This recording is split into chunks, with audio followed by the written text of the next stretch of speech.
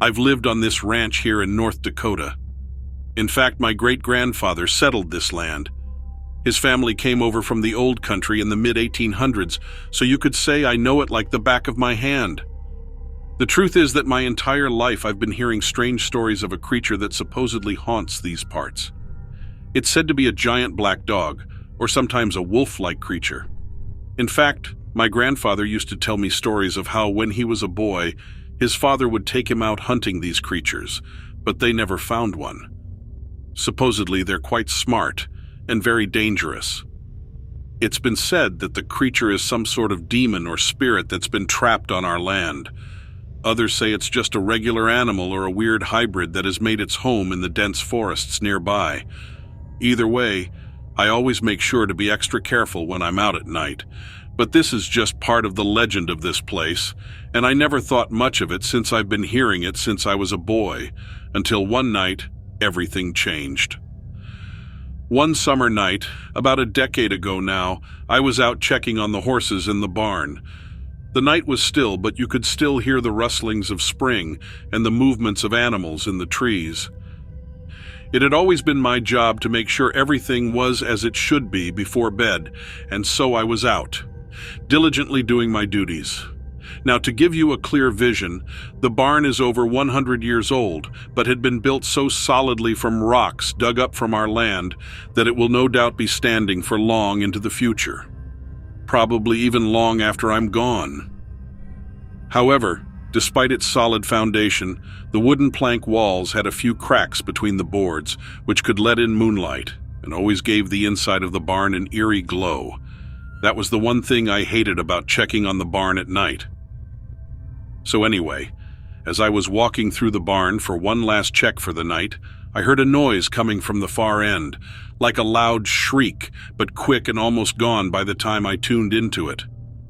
It had come from the opposite end of the barn from where I had entered. I knew it wasn't the ranch hands or any of the other workers because they were all finished for the night and gone. I had even said goodnight to some of them and teased one about getting up on time in the morning, so I knew for sure they weren't there. The noise was familiar and yet strange at the same time. I thought maybe one of my horses had been spooked and was kicking up a fuss. I had brought our family dog, Bruno. I did that every night just to be safe, because he's fiercely protective and loyal. The full moon that night made it so I could see most everything, even though I was totally spooked as I walked through those streams of light coming in from between the boards. I inched slowly along, looking left and right, and trying to decipher what I had heard and what was going on in there. And as I got closer to the opposite side, I heard the noise again and verified that I was getting closer to it, and it was definitely coming from the far back part of the barn, which was also the area where the horses were sounding really upset. So now I'm thinking that maybe a coyote or something had gotten inside and spooked them. But I wasn't seeing one, or any signs of one. I stood there and tried to focus as best as possible towards the sound, still being helped by the light streaming into the barn, peeking through the cracks in a way that almost made the barn look like it was alive as the light danced off of the stalls, tack, and window ledges. I watched as the dust swirled through the moonlight, adding so my strange feelings, and I remember wishing that this was all over and that it had been nothing. At this point, I turned on the flashlight I had brought, and I got a good look at the horses. I could now see their eyes, and they were all moving around in panic, looking agitated in their stalls with their eyes open wide and bulging. I knew from the looks on their faces that I needed to be careful because something dangerous was definitely lurking around. Then I heard Bruno growling, and I turned towards him to see him standing in front of the open doorway of one of the smaller stalls at the end. His hackles were raised and his teeth bared. I stepped forward to see what he was growling at, and there in the beam of light from my flashlight, I saw the most horrifying creature that I have ever seen in my life. It was standing there just inside the stall, its eyes glowing a bright, sinister amber color. It was easily the size of a horse, and it had a long snout with sharp teeth and black fur that was matted and greasy. This was definitely something wild or feral. It just didn't match up with anything that one would normally find in a barn stall, even including wild animals that might break in for the night. Of course, my brain went into overload and couldn't process what I was seeing. So for a few moments I just stood there, paralyzed with fear. I thought for sure that this wild and rough-looking creature was going to lunge at me, either to hurt me or to get past me. I mean, it had no other direction that it could go. I could definitely feel that this situation was not good at all. But as soon as it saw me, it locked eyes with me and then stood up straighter than before, on its hind legs, and I watched it grow taller than I ever thought possible. And now I could see it more clearly because my light was shining right in its face. It had reddish-brown fur and that long snout. This creature was not anything that I'd ever seen before, at least not in person. The most disorienting part was its eyes that glowed back at me, reflecting the beam from my flashlight in a way that could practically slice the darkness, and the thing had a look of pure evil in its face. It didn't take me long to realize that I was looking at the creature that up until now had just been a legend to me. I knew that it was the creature from the stories, from the history of this land. I remember noticing that I couldn't breathe, and my heart was pounding so hard that it felt like it was trying to escape my chest. I wanted to run, but my feet felt like they were glued to the floor. Somewhere in the back of my mind, as if I was hearing it through water, I could hear Bruno still barking, but I couldn't tell you where he was if my life depended on it. The only thing that I could do was just stand there and stare at this thing, my mind swirling. It just stood there, looking back at me, and then it did something that I will never forget, that I'll never be able to explain. It tilted its head to the side and just looked at me for a long moment, and then it jumped right out of the stall, over the wall and past me, and into the empty stall next to it, and it sprinted out of the barn. It literally scaled the stall wall and practically flew through the air and towards the open doors. I spun to watch it run as my flashlight shone on its back with the streams of moonlight flickering on its fur as it ran through them, and then it was gone. I don't know what made me do it, but I ran after it. My legs just took off without me consciously deciding to go. I sprinted out of the barn in the direction that it had run. I even called out for it to stop. Bruno was with me and barking in all directions, but it was gone. Even he couldn't follow its scent. I ran all around the ranch property looking for further signs of it, but I couldn't find anything.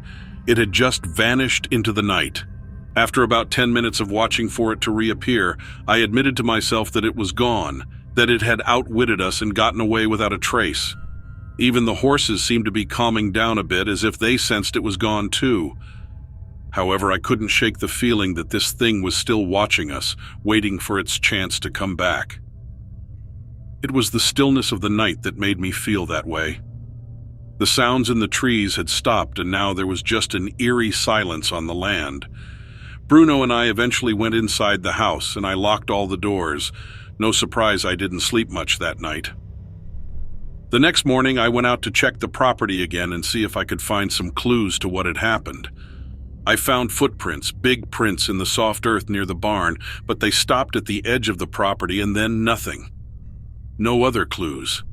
I still have no idea what happened that night in my barn, but I know that it was real. I know that I wasn't dreaming and that I didn't imagine it. I saw the creature with my own eyes, and it was definitely not anything friendly. It was a wild animal, a predator, and it wanted to kill something, I'm sure of it. Since that night, I've been extra careful when I'm out on the property, and now I always have my shotgun with me. I don't know what it was or where it came from, but I do know that it's out there and that it's dangerous. And I'm just grateful that it didn't get me or Bruno or any of the horses. It was the most frightening experience of my life, and I certainly have no doubt that my grandfather and his father, who hunted these, knew exactly the danger that they posed. I'm almost glad in a way that I saw this thing. It's really made me more alert and careful. I'm extra cautious now too, and I don't just leave anything to chance. I feel that I, my family, and the ranch are all safer now too because of my heightened caution. I know it's strange to feel safer after seeing one of these. But if you lived the life I do, taking care of so many living creatures, it's good to know exactly what you're up against. But still, I'll never forget that night in the barn and the terror that I felt as I watched it standing there just looking at me. I can honestly state that horrifying creatures do exist, and they're out there, waiting in the dark,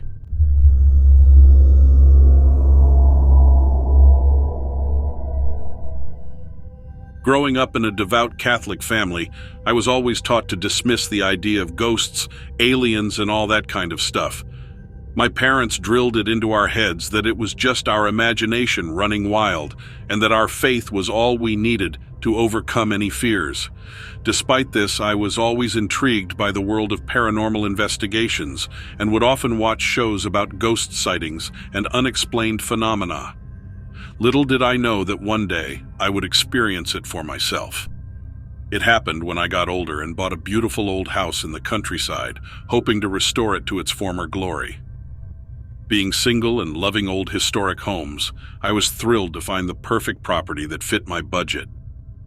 The house had been on the market for a while, and I couldn't understand why such a beautiful home hadn't been snatched up. But as soon as I moved in, things started to feel quite strange. It began with small things like objects being moved or misplaced, but then it escalated to footsteps and doors opening on their own. I kept just telling myself it was my imagination like my parents would have when I was a child.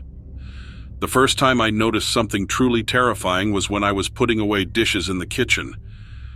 I heard a faint whisper, but when I turned around, no one was there. I tried to brush it off as my imagination was playing tricks on me, but then it happened again later that night. I heard the same whisper while I was in bed, and this time it was much clearer. It sounded like a woman's voice, but I couldn't make out what she was saying. Needless to say, I didn't sleep that night. I started to investigate the strange occurrences by doing some research on the history of the house. I discovered that it had been built in the 1800s and had changed hands several times over the years. I reached out to the previous owners, but they claimed to have never experienced anything out of the ordinary. In hindsight, that couldn't possibly have been true. Despite my efforts to ignore the strange occurrences, they continued to escalate. I started seeing shadowy figures out of the corner of my eye and feeling a cold breeze in certain parts of the house. I even woke up one night to find a figure standing at the foot of my bed, but as soon as I turned on the light, it vanished. I confided in my close friend, who was also a paranormal investigator, and he agreed to come to the house to investigate with me. We also reached out to a local priest, who was willing to perform a blessing on the house. As we delved deeper into the investigation, the activity in the house escalated. The footsteps became louder, and doors started slamming shut on their own. I started to feel like I was being watched all the time, and it was becoming unbearable. My fear and anxiety increased with each passing day. I started to feel like I was losing my mind, and that the house was consuming me. I couldn't sleep or eat, and I felt like I was on the verge of a breakdown. During the investigation, my friend was pushed down the stairs by an unknown force. Luckily, he wasn't seriously injured, but it was a wake-up call for both of us that we were dealing with something very powerful, maybe even demonic. We did extensive research on the history of the house and discovered that it had been built on top of an old cemetery. The bodies had been exhumed and moved to a new location, but it seemed that some spirits had been left behind.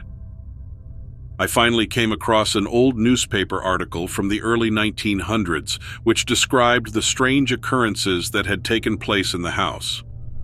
It mentioned a young girl who had died in the house, and ever since then people had reported hearing strange noises and feeling cold spots.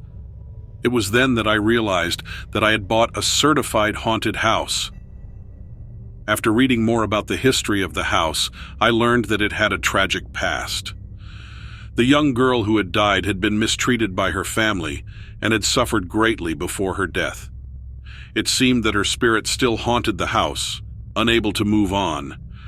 I knew that I couldn't continue living in a haunted house, and so I decided to sell it. A couple of months later, a woman came to view the house and fell in love with it. I warned her about the strange occurrences that had taken place in the past, but she seemed unfazed. She said that she was a medium and could communicate with the dead, and that she would try to help the girl move on. The new owner of the house did indeed help the young girl move on. She performed a cleansing ritual and spoke with the girl, helping her to find peace. After that, the strange occurrences stopped, and the house apparently felt peaceful once again. I was so grateful to God that the poor girl was able to move on and that I was able to actually sell it without being misleading or lying about the state it was in. The experience of living in that house was one that I would never forget. It had changed me in ways that I couldn't explain. I had always been skeptical about the paranormal, but now I knew that there was more to this world than what we could see. I kept in touch with the new owner of the house, and she told me that she had continued to communicate with the young girl's spirit. She had even helped the girl's family find peace, knowing that their daughter was finally at rest. The experience of living in a haunted house taught me that there was more to life than what we could see. It opened my eyes to the reality of the paranormal and made me more open-minded about the world around me.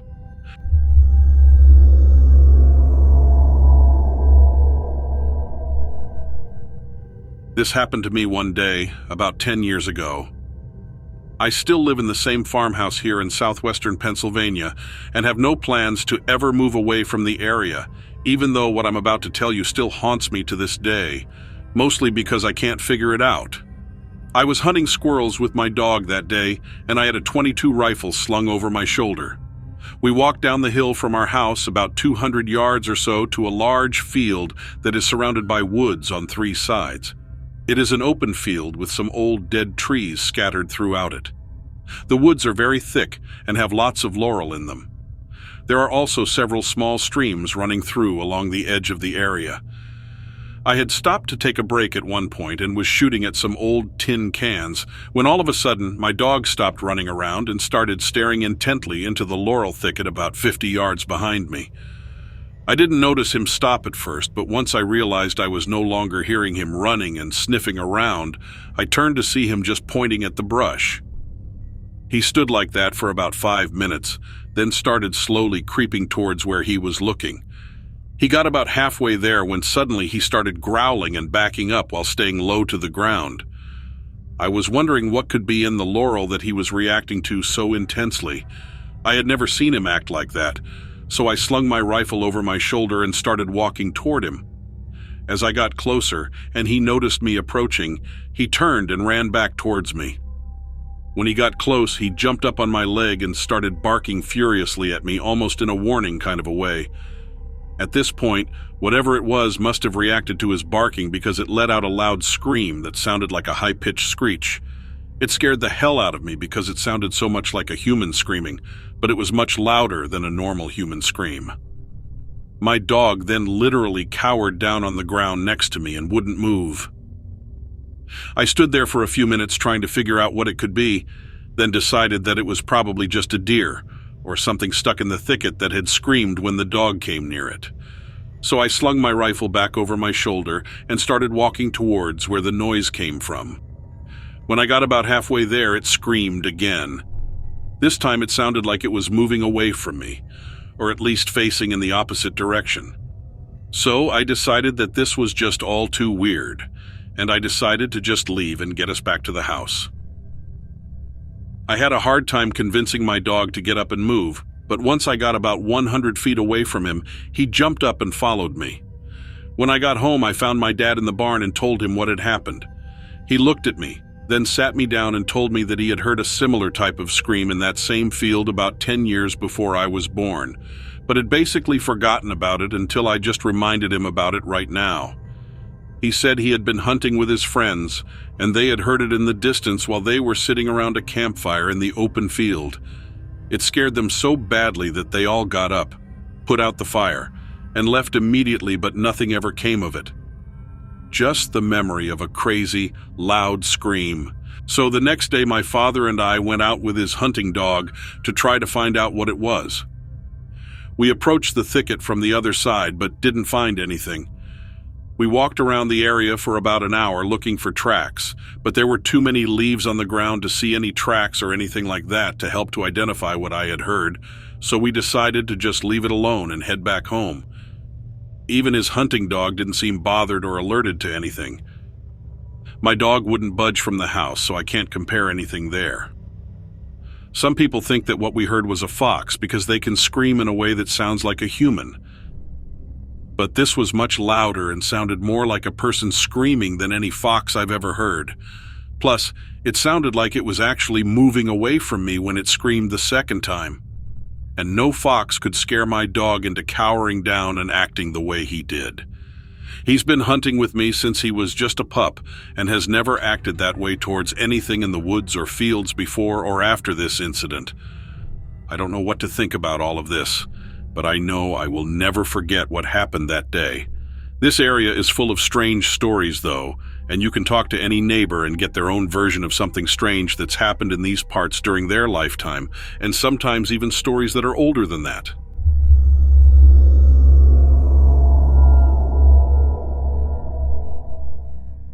My parents always warned me to stay away from the swamp on Big Marine. They said there was something in the water down there and that I wasn't to go anywhere near it. I always thought they were talking about some sort of fungus or deadly algae, but you know how kids are. I figured as long as I didn't touch the waters, I would be okay. Big Marine was a nature preserve just a couple of miles down the road from the house I grew up in. Most of it was a wilderness area, but there were a few hiking trails around the main entrance. None of the trails went deep into the forest.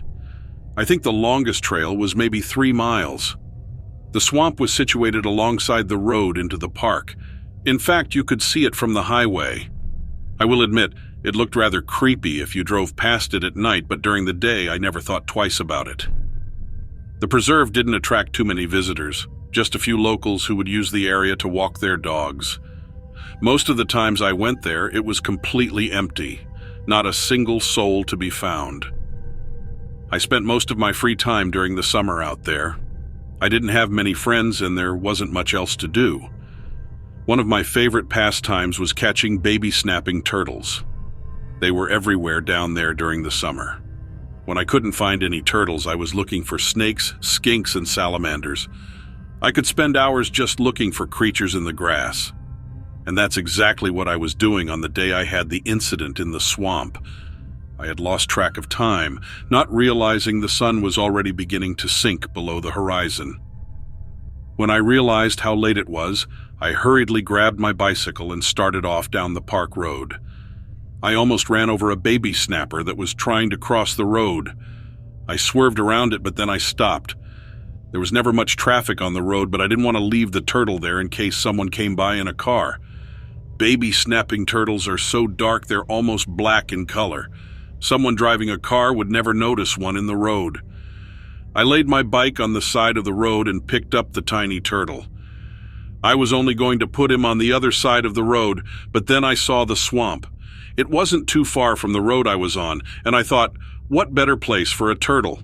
The moment I looked over at the swamp, I immediately knew something was wrong, but I didn't know what.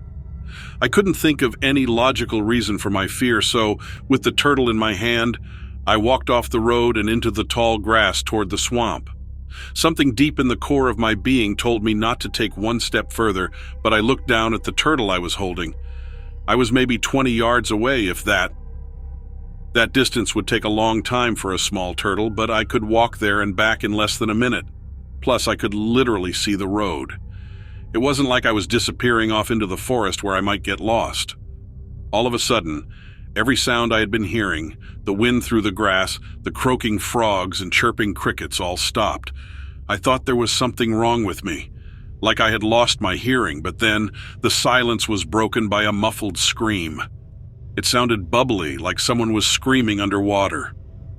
And then I saw ripples spreading from the center of the swamp. There was something down there, below the water. I was shaking so bad that I dropped the turtle.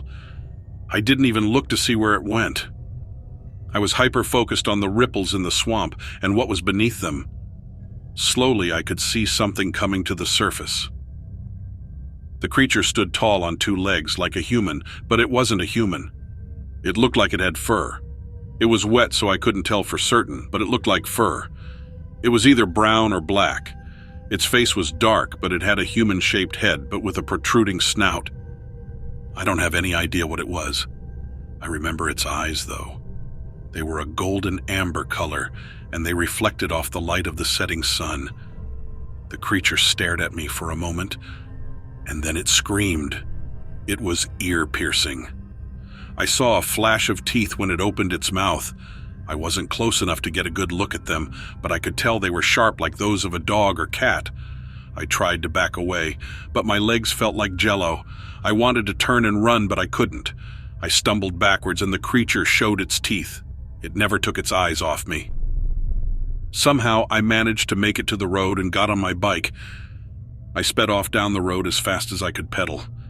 My legs were burning, but I barely even noticed. I was too afraid to look behind me. I was afraid it was chasing me, and for some reason I thought if I didn't look, maybe it wasn't happening. I didn't even glance back at the swamp until I reached the end of the park road. But there it was, standing upright in the center of the swamp. It was still focused on me, but it hadn't moved. I turned onto the main road and headed towards my house. As soon as I got to the road, all the normal nature sounds came back. I could hear the frogs and the wind again. Then I looked back at the swamp and there was nothing there. No sign of the creature. I never figured out what it was, even after all these years. The only thing I have to say about it is, if you're ever out in the wilderness and it gets dead quiet, and I mean dead quiet like you can't hear anything, not even the breeze, run. Don't stand there looking around trying to figure out what's wrong. Just run.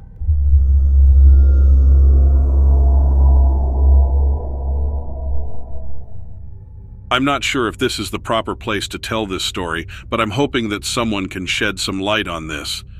It happened just a few months ago. I live in Nevada, and my backyard borders a forest and small river.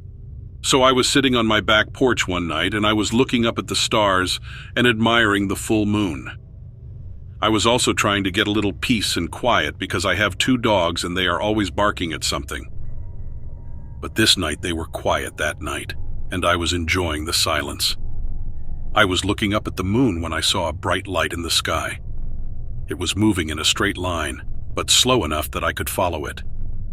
It wasn't moving too fast and wasn't moving too slow. It was just moving at a consistent pace.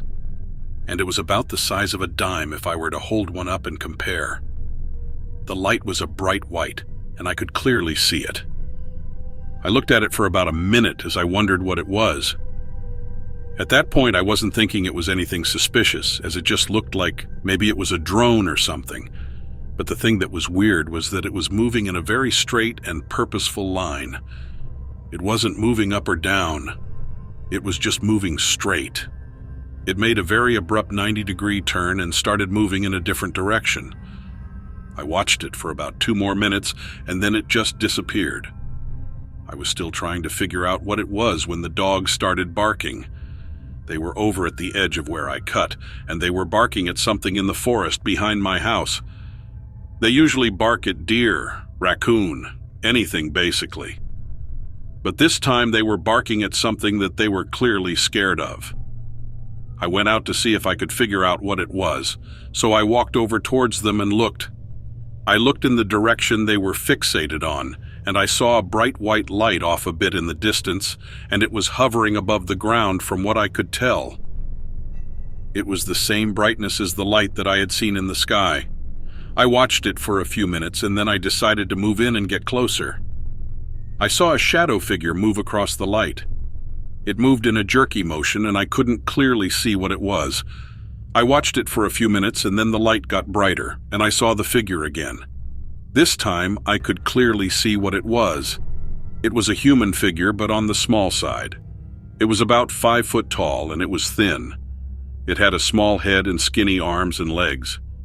I could clearly see the face. It had big black eyes, a small nose, and a small mouth. It was a gray color, but it was so dark that I couldn't tell if it was wearing clothes. I watched it for a few minutes, and then it and the light started to move. It moved to the left, and then it moved up. It was climbing up into the sky. It stopped about 100 feet in the air, and then it disappeared. I stood there for a few minutes trying to figure out what had just happened. I decided to go back inside. I was thinking that maybe I had just seen a ghost or something. I don't know what I saw, but I have never seen anything like that before. I have no idea what it could have been. I later found out that a friend of mine had seen something similar a few months earlier. He had been out in his backyard and had seen a bright light in the sky. He watched it for a few minutes and then it came down to the ground and he saw a human figure standing in the light. He watched it for a few minutes and then it disappeared. I have no idea what he saw, but I know that I saw something similar. I'm not sure if they are connected or not. I have no idea what I saw that night, but I will never forget it. I'm just glad that I wasn't alone when it happened. I'm not sure what I would have done if I was. I was hoping that someone else had seen something like this, and that I could find out if I had actually seen a ghost or if I had just imagined it. I'm still trying to find out what I saw that night.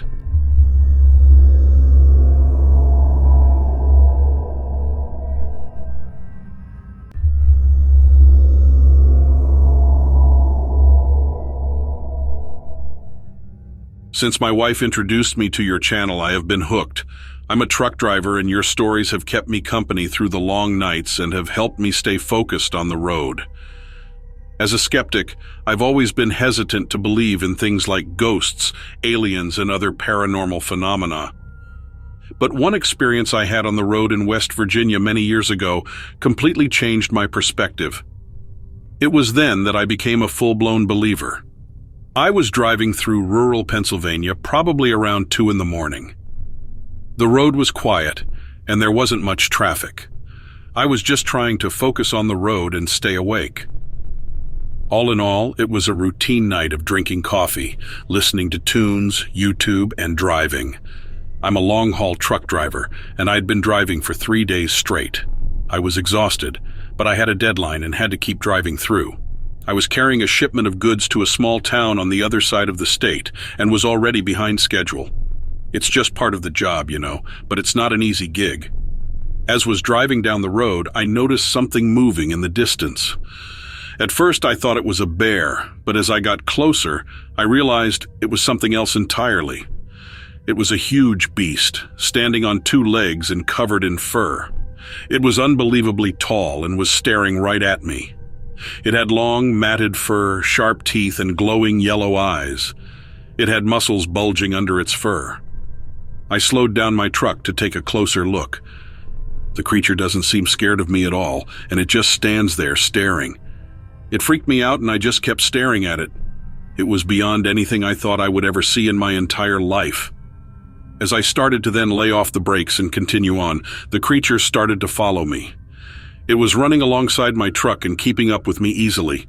I tried to speed up, but it just kept pace with me. It was intense, and it clearly didn't like me or my truck very much. This thing was focused on me and wasn't stopping. To be honest, I was a grown man feeling helpless. I wasn't sure how I was going to get out of this situation and didn't know who to turn to for help. Then the creature started to get more aggressive, and it started to bang on the side of my truck. I could see its eyes glowing in the dark, and it was clear that it was not going to let me go without a fight. I was starting to panic, and was starting to think about my family back home. I really didn't want to die out here alone and scared. The creature started to scratch at my truck's windows, trying to break through. I could hear its claws scraping against the glass, and I knew that I was in danger. I tried to steer the truck away and increase my speed, but it just kept coming. The beast was relentless. After what felt like an eternity of driving and evading the creature, I finally found a way to lose it. I quickly pulled out my cell phone and dialed 911. The call went through and I explained what happened to the dispatcher. She sounded just as confused as I did when I was telling her what happened, but she told me to sit tight and that help was on the way. What was bizarre was that the police never showed up. Well, at least not police in uniform. A cop car arrived, but out of it came these men in suits who ordered me out of the truck and took down my report. They took pictures of the damage to my truck and told me there were similar reports of encounters with a creature in the area. I was freaked out. They told me that it's unusual for one to become aggressive like this, and they're not sure what caused it. They also warned me that it would be in my best interest not to disclose anything about what I saw to anyone, and pretty much forced me to sign a form saying the same. When they left, I was relieved that the ordeal was over, But as they drove away, my mind started racing on what was being covered up and how much control these people have over the information we receive. With the creature and suited men gone, I was finally able to continue my journey. I'm still shaken up by the encounter, but I know that I need to keep going. I made my delivery and headed to a motel to pass out, but I couldn't shake the feeling that something strange is going on. As I drove away from the area, I couldn't help but wonder what other secrets the world is hiding. There are so many things we don't know, so many mysteries waiting to be uncovered. I'm not sure if I ever want to encounter another creature like that again, but part of me is also intrigued by the unknown. In the days and weeks that follow, I try to put the experience behind me. But I can't shake the feeling that there's more to the story than what I've been told. I do some research and try to uncover more information about the creature, but all I find are rumors and speculation. Looking back on the encounter, I realize how lucky I was to have survived. I also feel like I've been let in on a secret, like I've seen something that most people never will. But even all these years later, I'm worried about who will come after me for spilling the beans. As I think about the encounter, I realize that there's so much we don't know about the world. There are creatures out there that are barely seen and secrets the government keeps from us. It's a scary thought, and I can't help but wonder what else is waiting to be discovered.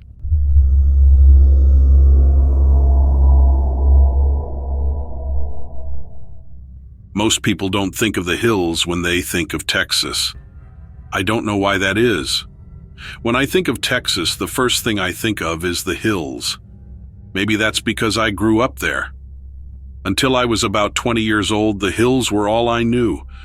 My family tended a goat ranch for a few generations. We'd still be there, I think, if it wasn't for what happened to me. If it wasn't for what I saw, it was my last summer there. I was 20, and for the first time in my life, my father wasn't working alongside me. So his responsibilities fell to me.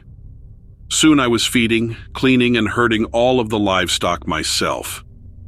I forgot something very important. My father had rules for the ranch.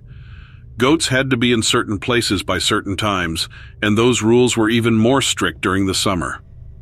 Whenever I asked why, he explained it away as lessons he had inherited from his grandfather. I guess those rules didn't stick with me so good. The summer got hot, and I got tired. I got a little lax with my duties. Before I knew it, some of the goats had split from the ranch. They'd run into those hills looking for God knows what. It's hard to read a goat's mind, you know. It came down to me, of course, to chase them. I tracked most of them down pretty quickly, too. But one was a little more hard-headed than the rest. I didn't get my sights on him until the sun was going down. I didn't know it at the time, but I was already too late. Something got to the goat before me. It was just a blur at first. It was a gray streak against the rolling browns and yellows. The blur passed by me, and before I knew what was happening, my goat was gone. I didn't know what I was seeing, so I kept approaching the area where I saw that mysterious shape collide with my animal. There were tracks in the dirt. There were signs of a struggle, but not a lot, so it was obvious that the struggle ended quickly. And then there were drag marks leading away from the site. How could it have snatched the goat off its feet and dragged it away without me seeing, without even slowing down? It didn't make any sense. In my mind, the thought of something moving that fast, colliding with an animal, I would have expected a bit of carnage, you know? There wasn't a drop of blood on the ground. I continued looking around only to hear a strange clicking in the distance. Something was chattering its teeth. I looked in that direction, but with the light fading, I couldn't make it out. It was too far away. I could only tell that it was watching me. It was warning me somehow. Maybe it was telling me that the game was about to begin. I knew I needed to get back. I needed to get out of those hills before I disappeared too. Whatever I was dealing with, I was confident that it could carry me away as cleanly as it had my goat. I'd been on an ATV. I had left it a while back so I wouldn't scare the goat as I closed in, but it was still nearby. I just had to get to it. Unfortunately for me, the thing knew exactly where I was headed. Just when I turned to run, the blur came back. It streaked out in front of me and skidded to a sudden halt. It moved faster than any animal I'd seen. What was glaring at me was something almost indescribable. It was gray-skinned and almost scaly, but in the shape of a large dog. Its tail looked barbed. Its eyes were wide and bulging, almost like a toad's. I didn't want to find out if it could jump like one too. Fortunately for me, one of the rules of the ranch that I did follow was to remain armed at all times. I'd never seen a creature like the one in front of me, but I had seen my share of wily predators. I held my breath and fired a bullet into the air, hoping it would be enough to scare the monster away. I got lucky because it was.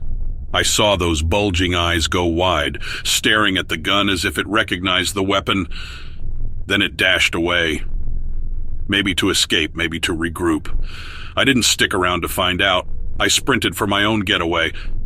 I started that ATV and tore out of there. I was embarrassed at first, but eventually I did tell my father. How else would I explain that we'd lost one of our own? He seemed relieved. I guess he was more thankful that I had gotten away than he was upset about my laziness. I expected him to chew me out. Instead, he agreed when I suggested that it might be time for me to move on from the ranch. Truth was, I didn't want to go back out there. If he had known about that creature all this time and still wanted to tend to our animals, that was his decision. But it wasn't mine. So I headed off to the city to work. But now, recently, my father passed away. All I can think about are those hills. Part of them are mine too, I suppose. The land we worked on, the animals we tended to, and the house that I grew up in. They all fall to me now. I don't want to say goodbye to that place, not permanently. But how do I go back there and feel safe after seeing what I did? Is it just a matter of obeying those old rules he taught me, or would it be wiser for me to stay far away from my old home? What do you think?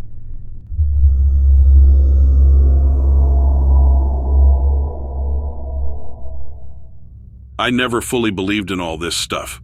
To me, it was just fun to listen to and think about, but that was about it.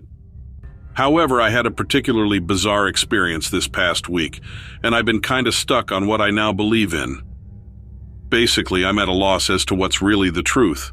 I'm writing this from a bed and breakfast in western Massachusetts. My husband and I came here on vacation to see the local art museums and visit with this family. My husband grew up in the suburbs of Boston, but his family went on vacation in the Berkshires. We were both feeling burnt out from city life and considering buying a house with some land. But the main purpose of this visit was to de-stress and get the lay of the land. We arrived at the bed and breakfast late in the evening. We had booked the small cabin behind the main house. It was a charming, cozy spot that had everything we needed. Just walking in, I could take deeper breaths. I was so thrilled that I would get to relax a bit. It would be a good time to think about our next steps. That night when my husband was in the shower, I was lying in bed looking at Zillow properties that would be in our pay grade. It was raining steadily, and we had spent the evening watching old movies. I lost track of Zillow and the shower noises and the rain outside and found myself staring into space. One of those moments where you think about everything and nothing. Fully present and yet 150 feet above your body. And this is when I heard the tapping noises. It sounded like something was tapping on the window. I looked to the window to see if that was the case, but did not see anything. The rain was still falling, but it had faded to the background.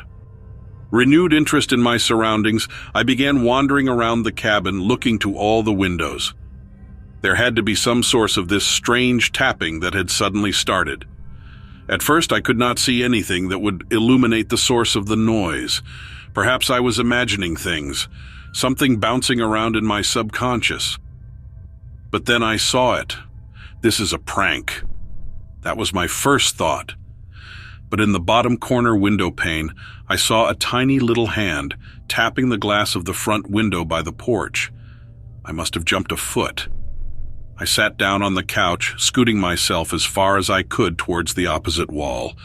I could do nothing else but stare at this window. The finger was stubby and short, the hand it belonged to shriveled like the root of a tree. It tapped in a simple rhythm in threes. Tap, tap, tap. Tap, tap, tap. This went on for another 30 seconds. It felt like an eternity. The tapping eventually ceased. The hand disappeared with a gentle slide along the window. I took some deep breaths and did a little inventory of what I could have possibly seen. Mustering up some courage, I decided to step out onto the porch and see what I could find. Nothing seemed out of place. My husband came out of the shower and saw that I was tense and now back sitting on the bed. He asked if I was all right, and I told him I was fine. I was very reluctant to share what I had just seen because I did not fully believe it myself. We went to bed, and needless to say, I had a difficult time falling asleep, so I ended up rolling around and looking at my phone. I eventually rolled onto my shoulder and looked out the window once again. To my shock, that same lower corner window pane now had a pair of bright yellow eyes staring in through it. They were human in appearance and were staring directly towards us. I sat straight up, shocked at what I was seeing. In a longer look, I realized that the eyes were a part of a wrinkled little face. Instead of hair on top of its head was several short spikes. Summoning some bravery, I got out of bed and walked towards the front door of the cabin. The thing in the window seemed to nod and smile when I did this. I don't know what prompted me to get up, put my jacket on, and walk outside.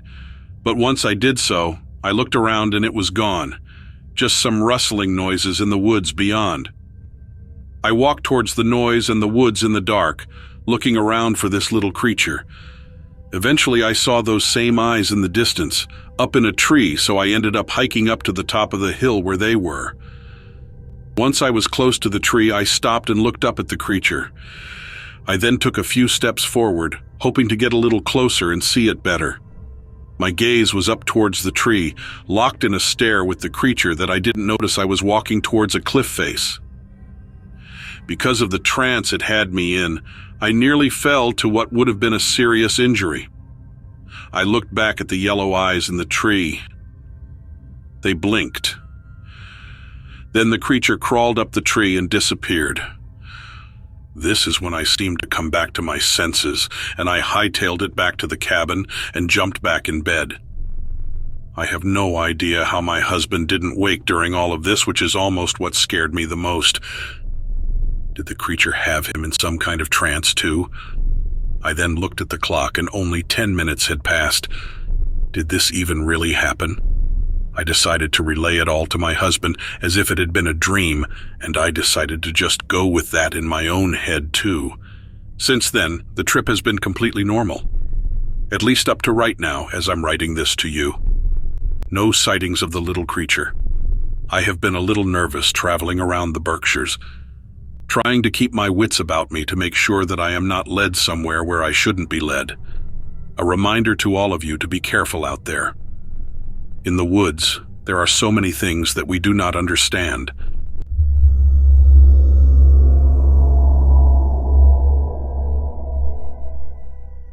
Unexplainable things happen all the time.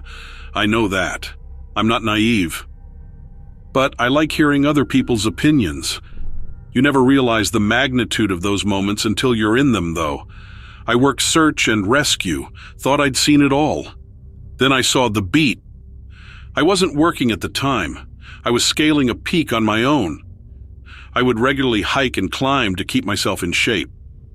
I remember the air getting cold and crisp as the sun started to set. The cold fed into my adrenaline somehow, and I was determined to reach the top by dark. The scent of the earth and pine were the only companions I needed to motivate myself to keep pushing further. This was a peak that I'd had my eye on for a while. I wasn't going to turn back before reaching my goal. The howl was my first warning. It sounded far off and strangely muffled. It didn't strike me as a wolf or a coyote, but I couldn't imagine what other sort of animal would make that sound. I stared in the direction that the call had come from. I watched some birds scatter from the trees in the distance. When the forest got quiet again, I moved on. I was still an hour from my ultimate destination. I had all the gear I needed in my pack to set up camp. I'd return from my journey the next morning. With darkness closing in fast, I doubled my pace.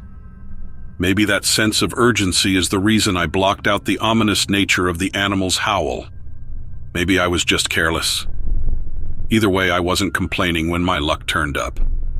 A few trees had been overturned at the summit.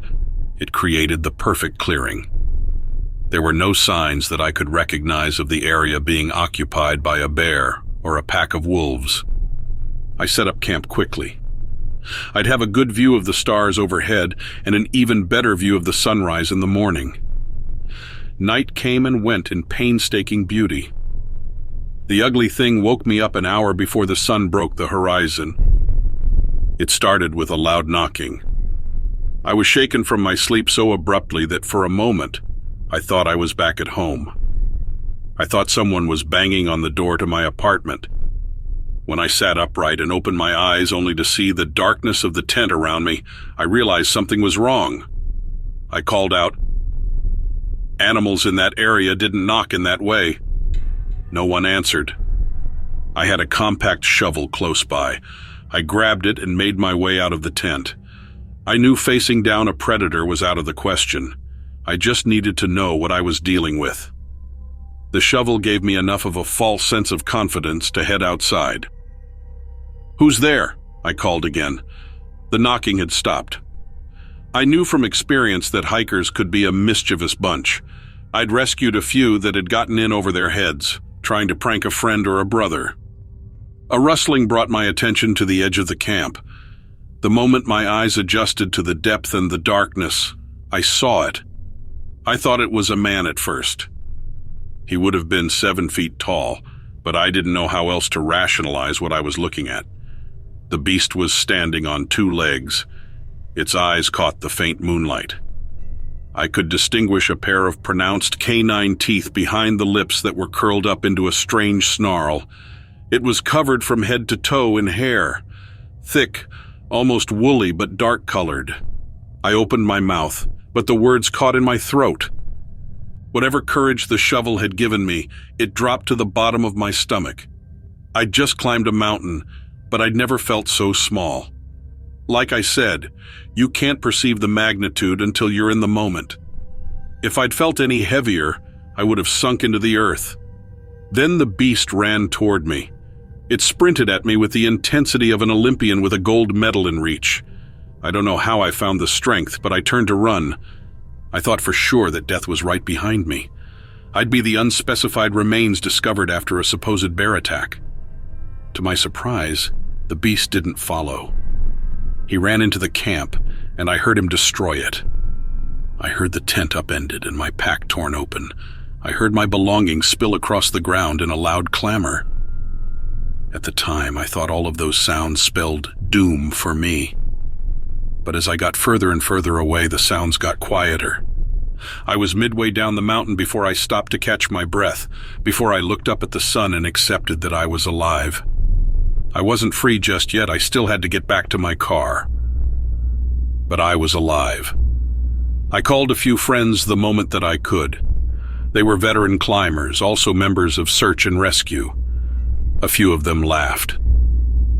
Others told me to keep the story to myself. I did, not wanting to tarnish my reputation, but I still climbed back to that campsite the following month. I recovered what wasn't destroyed or discarded. I thought that maybe I had proof. There weren't any signs of a bear attack, no claw marks or prints or indentations of a bite on my pack. There were footprints, though. Those I tried to share. I tried to send them to the friends who had doubted me, who had tried to keep me quiet. They strongly recommended that I delete the photos, and they warned me not to return to that summit. I can't imagine why. Unless they think that the most dangerous part of that night wasn't the encounter at all. Maybe they know something about that mountain that I don't.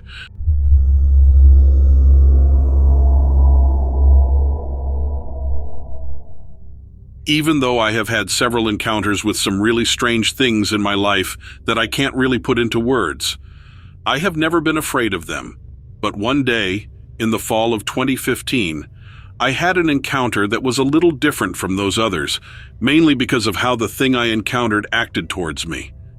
At the time, I lived in a house on the outskirts of Saugus, California. I had left my parents' home and rented this place with 2 other roommates, one whose name was Roxy. It was about 1 a.m, and Roxy and I were driving home after going to see some friends play at a music festival near LA. I was driving because Roxy's car was in the shop, and anyway, she always liked when I drove. We were blasting music while we drove when suddenly Roxy said, "Hey, what's that?"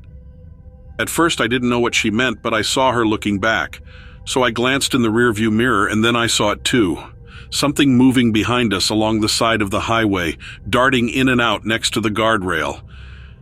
It looked like a big dog, or maybe even a coyote, but why that didn't make sense was that it was walking on 2 legs, and it was fast.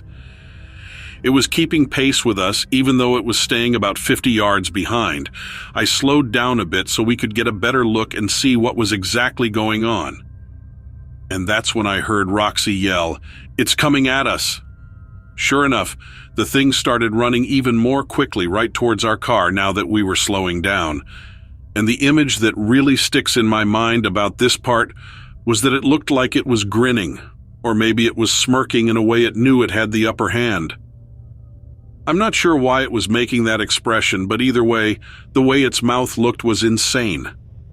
And just as we were trying to get a good look at it, it passed under one of the big lights along the side of the road, and I could see that this thing was not a normal animal at all.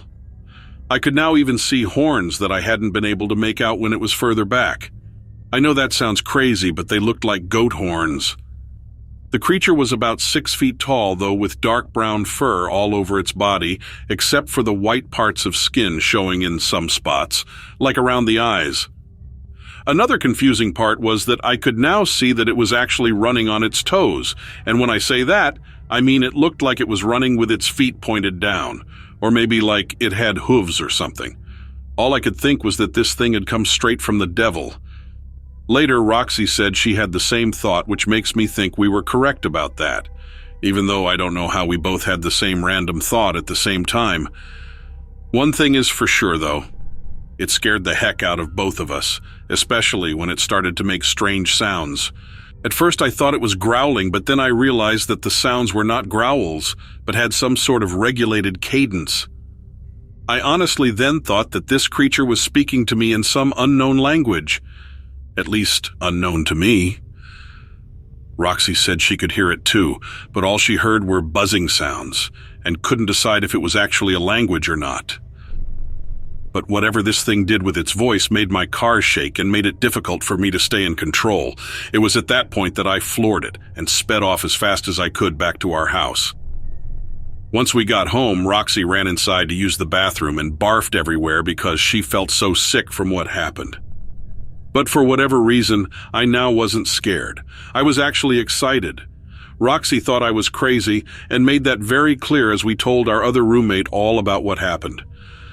But as we told her, she became super worried that something might have followed us home, and she couldn't stop thinking that it might be lurking around our house. I thought that idea was crazy, but she seemed scared enough that we all went outside to check. We went with flashlights and looked all over the place. I even kept my mace in my hand just in case, but didn't see anything unusual. However, we did hear strange noises coming from the hillside across the street from us. It sounded like a cross between a dog barking and this weird moaning sound. The whole thing freaked us out, so we all went back inside and locked up tight for the night. A few days later, Roxy got her car back from the shop and started driving herself places again. She then told me that while she was driving home one night from work, she saw that same creature standing on top of a hill near where we had seen it before. She said it was just standing there looking at her, and she had to drive past it and hold it together, hoping the whole time that it didn't react to her or recognize her. Obviously, I don't know why that thing was there, but I'm glad Roxy got through it okay. And as for me, I haven't seen that devil creature again since that night, but I do feel the presence of some really strange energies in the areas around our house. I'm convinced that I am sensing that creature's presence. I'm sort of like that anyway. Sensitive to energies and such, and not really afraid, just curious. I look forward to reading the comments to see if anyone else ever had a similar experience.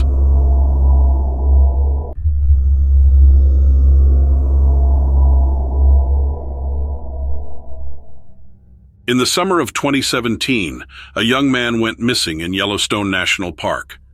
This was not the first time this had happened, but it was different from many of the other cases in a few ways. For one thing, the missing person has yet to be found nearly 15 years later. And secondly, he was my friend. Yellowstone is a huge park, and it's easy to get lost in the wilderness. It's also easy to fall and hurt yourself, or even get attacked by a wild animal. I mean, the park is full of grizzly bears, wolves, and mountain lions. It's easy to see how someone could go missing there, but without a trace. Not at all. That's the scary part. Over the years, some people started suggesting that he had been killed by a wild animal. Others said that he must have gotten lost and died of exposure and eaten by wildlife. But there was no evidence to support any of these theories. I mean, not even his backpack or clothing was found. And then one day, it surfaced on an online chat. Someone started posting that he might have been killed by an unidentified creature, and the chat site exploded. Apparently, there was an eyewitness that came to the authorities soon after my friend disappeared and said that they had been in the area the day of the disappearance. The eyewitness said he had heard a noise while hiking that sounded like a large animal wailing in a way that he had never heard before, and then he followed the noise to see what it was. After about 100 yards, he rounded a bend in the trail and saw a creature resembling a black panther. That's what he called it. And it was up ahead of him. He could only see it from behind, so couldn't identify the creature by its facial features. And beyond the creature, the eyewitness could see a lone male hiker, who I wholeheartedly think was my friend based on the description. He said he was just standing there facing back at the creature. This man stated that he felt sure that the creature was striking a pose to attack the hiker. This eyewitness was too scared to approach the situation or yell out, afraid that he would become the target, and so he decided to rush back, find a ranger, and report what he had seen, and where. But it turns out that the authorities didn't seem to believe the account, and from what he knows, they never followed up on it. He said they were polite and took notes, but they didn't seem surprised or even interested at all. Additional accounts continued to surface online. People started posting that they too had seen a similar creature in Yellowstone. In many cases, these people described the creature as being big and hairy, with sharp claws and teeth. Most people also say that the creature is bipedal and stands around 7 feet tall. It is covered in dark hair and has a long, protruding snout. Witnesses say that it emits a foul smell. Some describe the smell as rotting meat, and some liken it to sulfur and eggs that have gone bad. People wholeheartedly said that what they saw was definitely not a bear. They are 100% convinced that it was something else. Could it have been a Sasquatch? Some even suggested a werewolf. But there was no pattern in the sightings to help identify it. And they had happened at all times of day and all times of the year. Some people say that the Yellowstone creature is just a myth. I'm not sure what to believe. All I know is that my friend is still out there somewhere, and it looks like he's not coming back. I'm now very aware of any news about Yellowstone and can tell you that there have been numerous reports of creature encounters in Yellowstone National Park, and many of them are quite strange. Some people believe that there are multiple creatures lurking in the park, and that the group of them, or pack, or whatever it would be called, is what is responsible for the complete disappearances over the years. Park officials continue to deny the existence of any such creature, but they have never been able to provide a rational explanation for the disappearances either. If you think about it, that land has been there for millions of years, and the creature is just roaming around until now. It just doesn't make sense.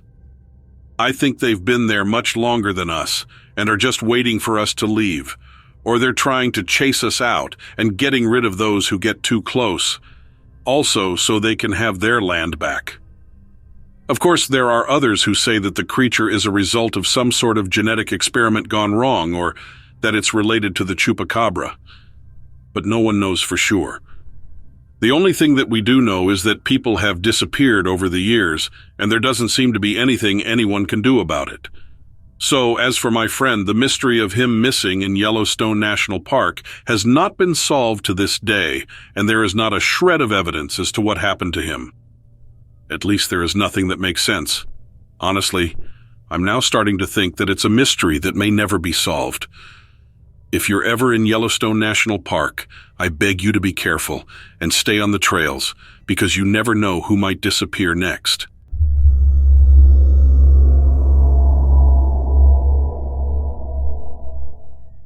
I used to be skeptical of stories like these.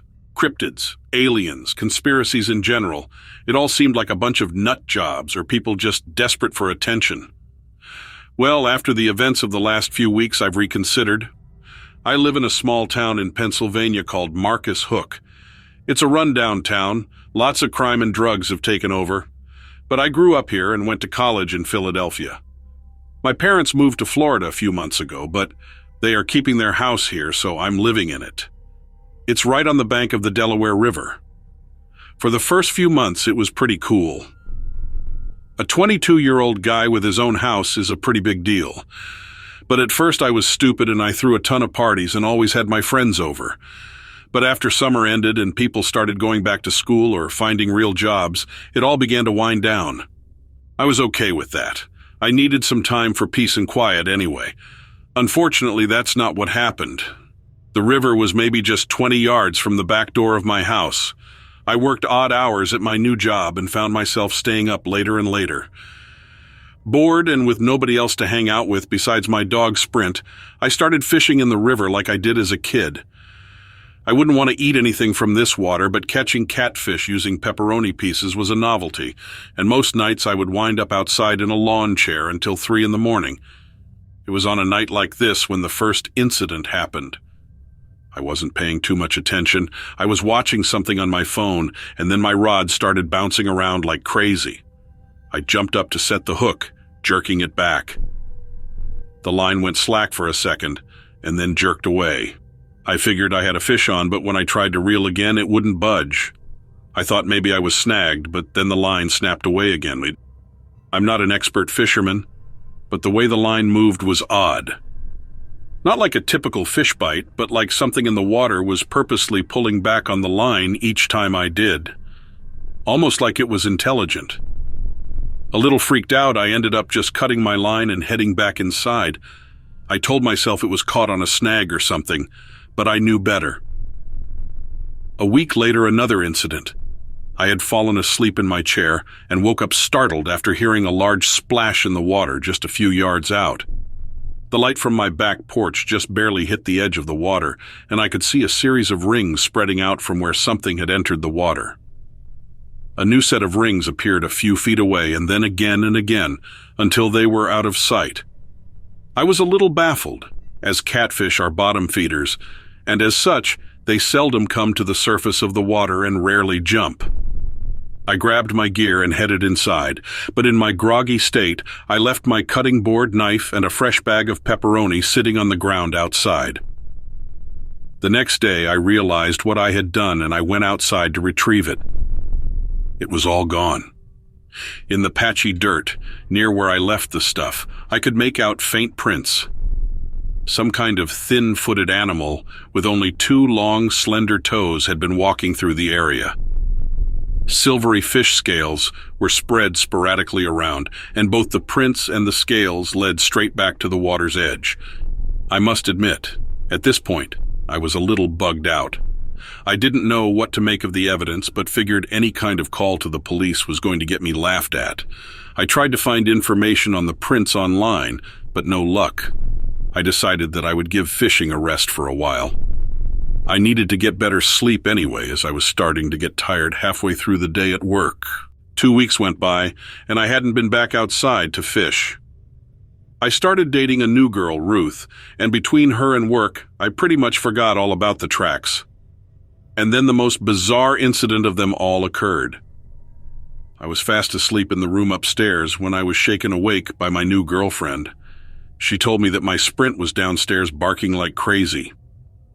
I'm a heavy sleeper and probably wouldn't have noticed, but sure enough, he was downstairs going nuts. Before I reached the stairs, his barking abruptly cut off and turned into a low growl. I felt a small twinge of panic. Ruth was behind me on the steps, and we crept down quietly. I could see Sprint standing at the back door, rigid posture, growling at something outside. I walked quietly over to him and tried to calm him down. I was stroking his head when I heard Ruth let out a gasp. She was looking through the small window of the back door.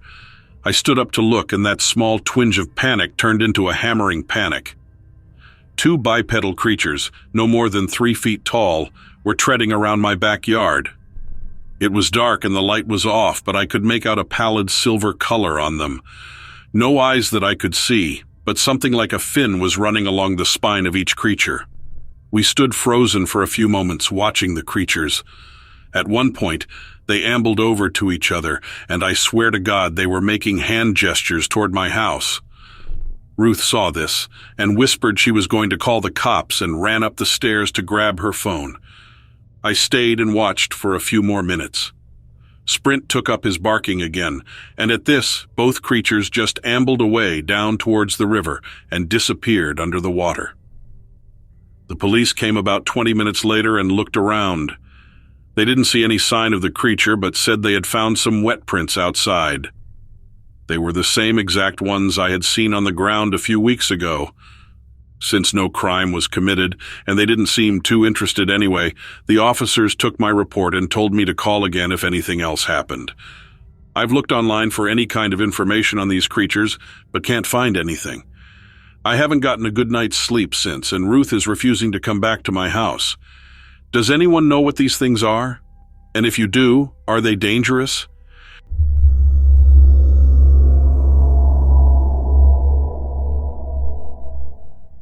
I used to take night walks. In my area, it was never recommended, but I did it anyway. I wasn't looking for trouble, and I definitely wasn't feeling overconfident. I knew my neighborhood wasn't the safest. Walking at night was simply the best way for me to find my peace. That's important, don't you think? It's important to be present. It's important to maintain that feeling of calm and control. Otherwise, anxiety can creep up like a ghost in the night. Something about the cool evening air and the shine of the stars helped keep me grounded. I miss those walks. I stopped taking them after I saw it. It called to me from an alleyway. Maybe called to me isn't the way to put it, but it at least made a sound as I passed the threshold between two buildings. I heard a sharp snap sound like a branch broke. When I turned to look, I saw its limbs first. Long, vaguely humanoid arms were stretching out from behind the dumpster. I could see the extended fingers with clawed ends. They were scratching the blacktop, as if whatever body those arms belonged to was trying to pull itself out of a trap. I was surprised. I wouldn't say afraid, not yet, but I did suddenly feel out of place. It was as if I'd accidentally opened the door into someone else's home. I mistakenly called out, "Hello?" The arms jerked suddenly. There was another series of loud snaps as they jerked back behind the dumpster and entirely out of sight. I realized that the popping sounds were coming from the creature's limbs. That was when the fear crept in. It crawled down my back like a cold chill. I compelled my body to move, to turn and run, but I was strangely frozen in place. I remained frozen as the claws returned, this time curling over the rim of the dumpster and tapping against its metal body. They flexed as the creature pulled itself upright. Its head peeked over the edge of the garbage bin. It was still vaguely human-like. Its head was shaped like a man's, at least. But its mouth hung agape, as if it was trying to take a breath that it just couldn't suck in. Its eyes were wide, and they shimmered underneath the dim light of the alleyway. It peered at me for what seemed like forever. For a moment I thought maybe we were both frozen. Then it slid back away, ducking out of sight yet again. This was my chance, I thought. This was my only chance to get away. My legs finally started to listen. When I took my first step, so did the creature. I could still see the alley in my peripherals as I turned to run. I saw it leap out from its hiding place, hunkering down to the ground on all four limbs. Its legs were as long as its arms. Its entire body was bare and gaunt. It looked like a corpse that had been stretched out on a rack. It was a corpse, and it was chasing me. I ran as quickly as I could, trying to ignore the wet snarls and shrieks coming from behind me. I heard it running on the ground at first, then I heard it running on the walls. It was scurrying across the sides of the buildings like a spider. It was fast too, much faster than me. My only hope was to get back to my door before it leapt from one of those buildings and landed on my back. I was marking the distance in my head, and one more block, 300 feet, 200 feet, 100 feet. I was there. I fumbled with my keys and slid back inside just as the creature crashed against my stoop. It thudded against the door and banged against the frame for a few seconds before falling silent. I made a mental list of the other doors and windows in my house. I couldn't look away from the front door, knowing that thing was still out there, but I didn't want to leave that monster with another way to get in. They were all locked if I remember correctly. So I stood in that same position, frozen again like I had been at the mouth of the alleyway. I watched that door for what must have been hours. I know I heard it out there, still breathing and waiting for me to make the mistake of checking if it had gone. When the sun started to rise, I started to question myself. Could it really still be out there? Could it have been real at all? Again, my limbs remembered how to move. When the morning was in full swing, I made my way back to the door. I pressed my ear against it. Nothing. Just the sounds of the neighborhood and the birds singing. I swallowed the lump in my throat and pulled the door open. The coast was clear. The creature was gone. It had been there, I know that, but it had somehow disappeared without making a sound. What had I stumbled upon, I wondered? What had chased me home, and why had it fled so suddenly? Was it the sunlight? I didn't care, really. All I knew was that now I was done with my night walks. Now I walk in the daylight. I walk when everything is visible and everything is safe. No more surprises coming out of the dark corners of alleyways for me. I did ask around, though. Maybe that was a mistake.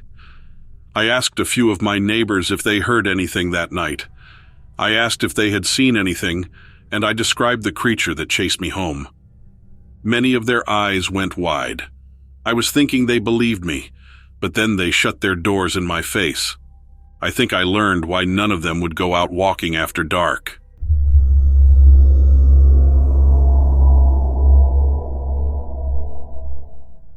I grew up hunting with my dad.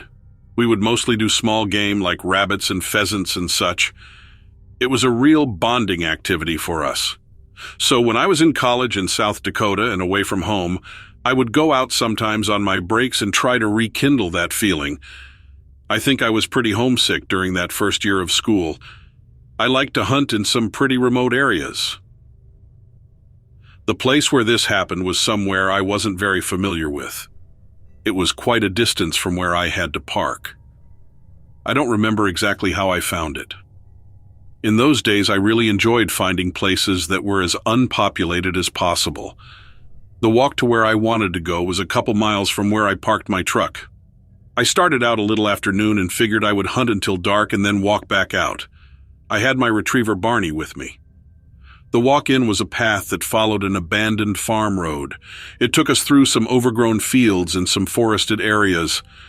We walked up this hill at the end of the road, and there was a bunch of abandoned buildings. I remember I had read the story of that place, but I forget the particulars now. There was an old farmhouse and a building that had been used for a schoolhouse. There were also some barns and stables and other outbuildings. Apparently the place had been abandoned a long time ago, like in the early 1900s. I was in front of the old house and I could see the spot where the old road left the forest and entered the fields. It was about 500 yards away and I wanted to head to the clearing. I had the feeling it was a good place to spot pheasants, which were supposed to be plentiful in the area. It was a typical winter day, cold and overcast. I had my shotgun and bag, and me and Barney looked around the abandoned buildings for a while. I didn't sense anything unusual. We found a place where we could lay low and observe any wildlife that showed up. We were there for several hours but didn't get much. Just before dark, me and Barney packed up and started heading back to the truck. My dog was usually as easygoing and docile as any dog that ever lived. I had hardly ever heard him growl or seen him raise his hackles until that day. We climbed back up the hill to the old buildings to get to the road out. When we got near the farmhouse, Barney started to act strange. He wouldn't walk in front of me like he usually did. He kept walking against my legs and would stop and make me almost fall over him. I spoke to him sternly and tried to get him to stay out from underfoot. We kept walking past all the old buildings. When we had gone a little farther, my dog began to stop and look back down the road toward the buildings. I would call him, and he would catch up with me, but then he'd stop again and stare down the road. It was really slow going.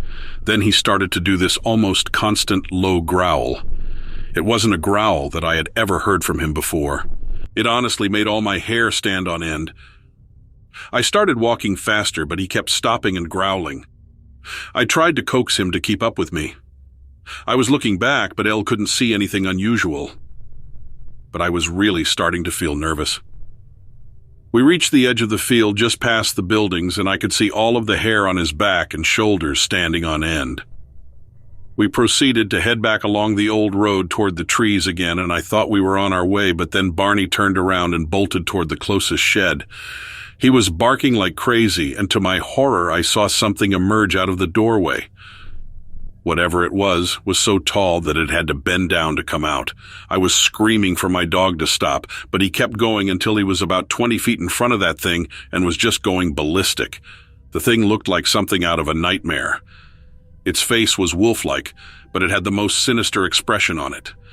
And the eyes seemed to have a red glow. It was glaring at my dog like it was going to murder him. Its chest was huge, and the legs seemed canine. It started charging toward my dog, and I raised my shotgun and got off a shot. It stopped in its tracks and turned and ran behind the building. I got to Barney and grabbed his collar and dragged him away. I was so freaking mad at him for not listening to me. I was screaming every obscenity at him, trying to get him to snap out of it and come with me. When I was close to that shed, I smelled the foulest stench of rotten garbage that you can imagine. Finally, my freaking dog started running toward the trees with me, and we got the hell out of there. I'm not sure if my shot grazed that thing or not, but I heard this horrible howling sound as we were running away. We ran most of the 2 miles back to the truck, and by the time we were driving away, me and the dog looked like we had both just been to hell and back. Before that day, I never would have believed such a thing existed. If it hadn't been for the dog's reaction, I wouldn't have even known that thing was there. Who knows if it would have attacked me if I hadn't had that warning. In any case, we never went back to that spot again. That experience really makes me wonder what exists in those out-of-the-way places where not many other people go. I tend to stick with more populated areas since then, and I'm a lot more likely to use a leash these days.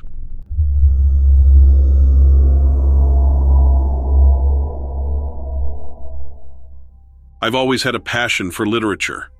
As a child, I spent my summers reading and writing stories about magic, mythical creatures, and fantasy.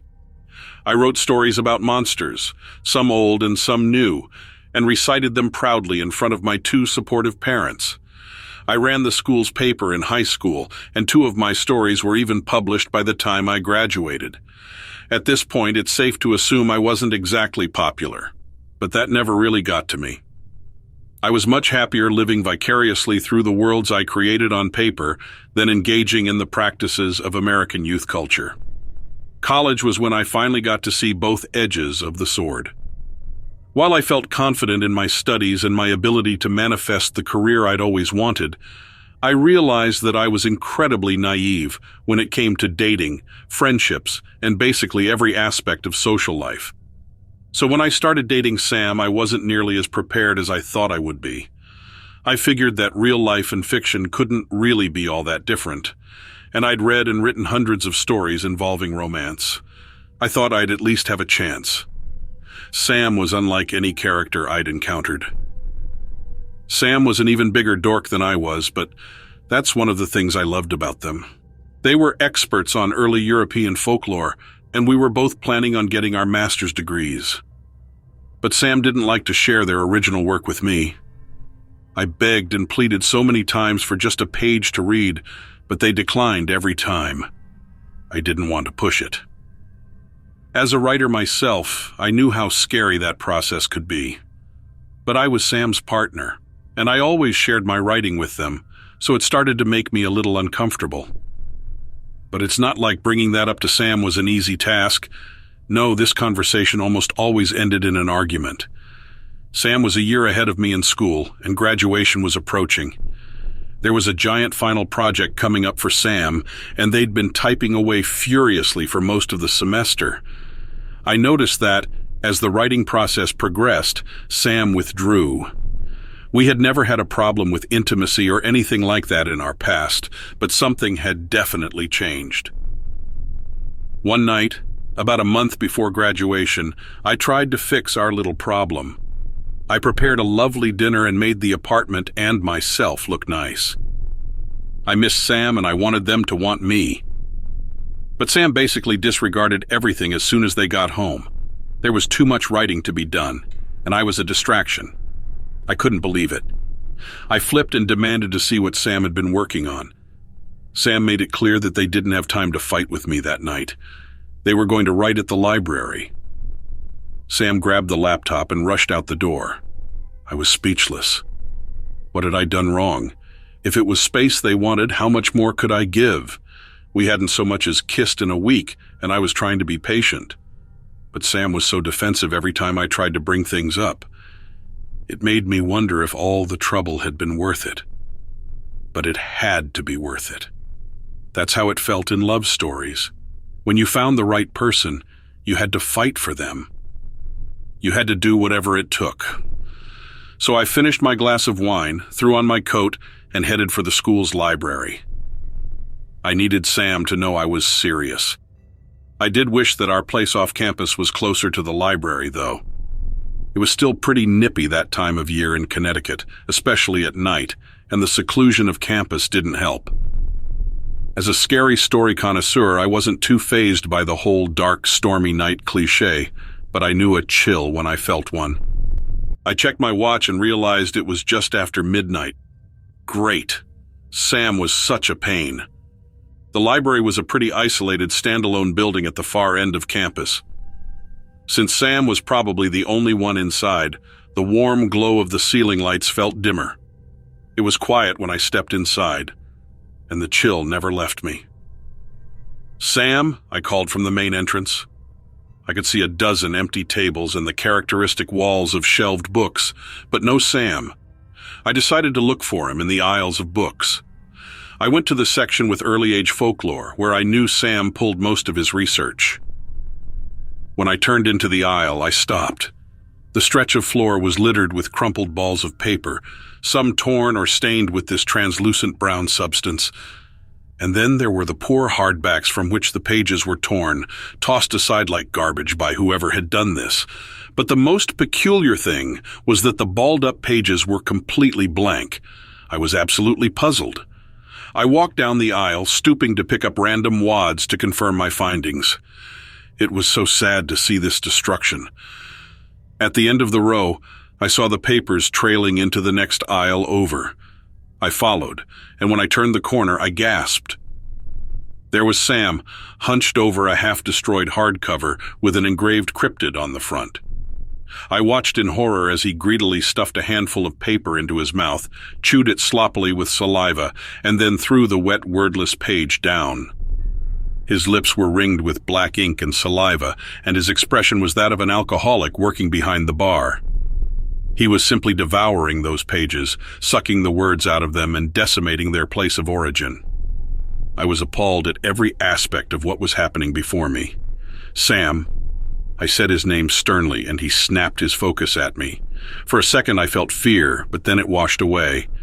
I knew suddenly that Sam was a fraud, that he was of poor character. But I mainly knew that I was not either of those things, and for some reason this made me feel secure. He hissed at me, and I guess it should have been more frightening than it felt, but I was not scared of him. I felt pity for him, if anything. I felt that he was pathetic. And then he scurried away from my sight like an embarrassed cub, and that was the last I saw of him. In a lot of ways, I know Sam wasted my time, but there's a bigger part of me that is appreciative of how badly things ended. I think I needed to see them in the act to finally come to terms with how things were failing.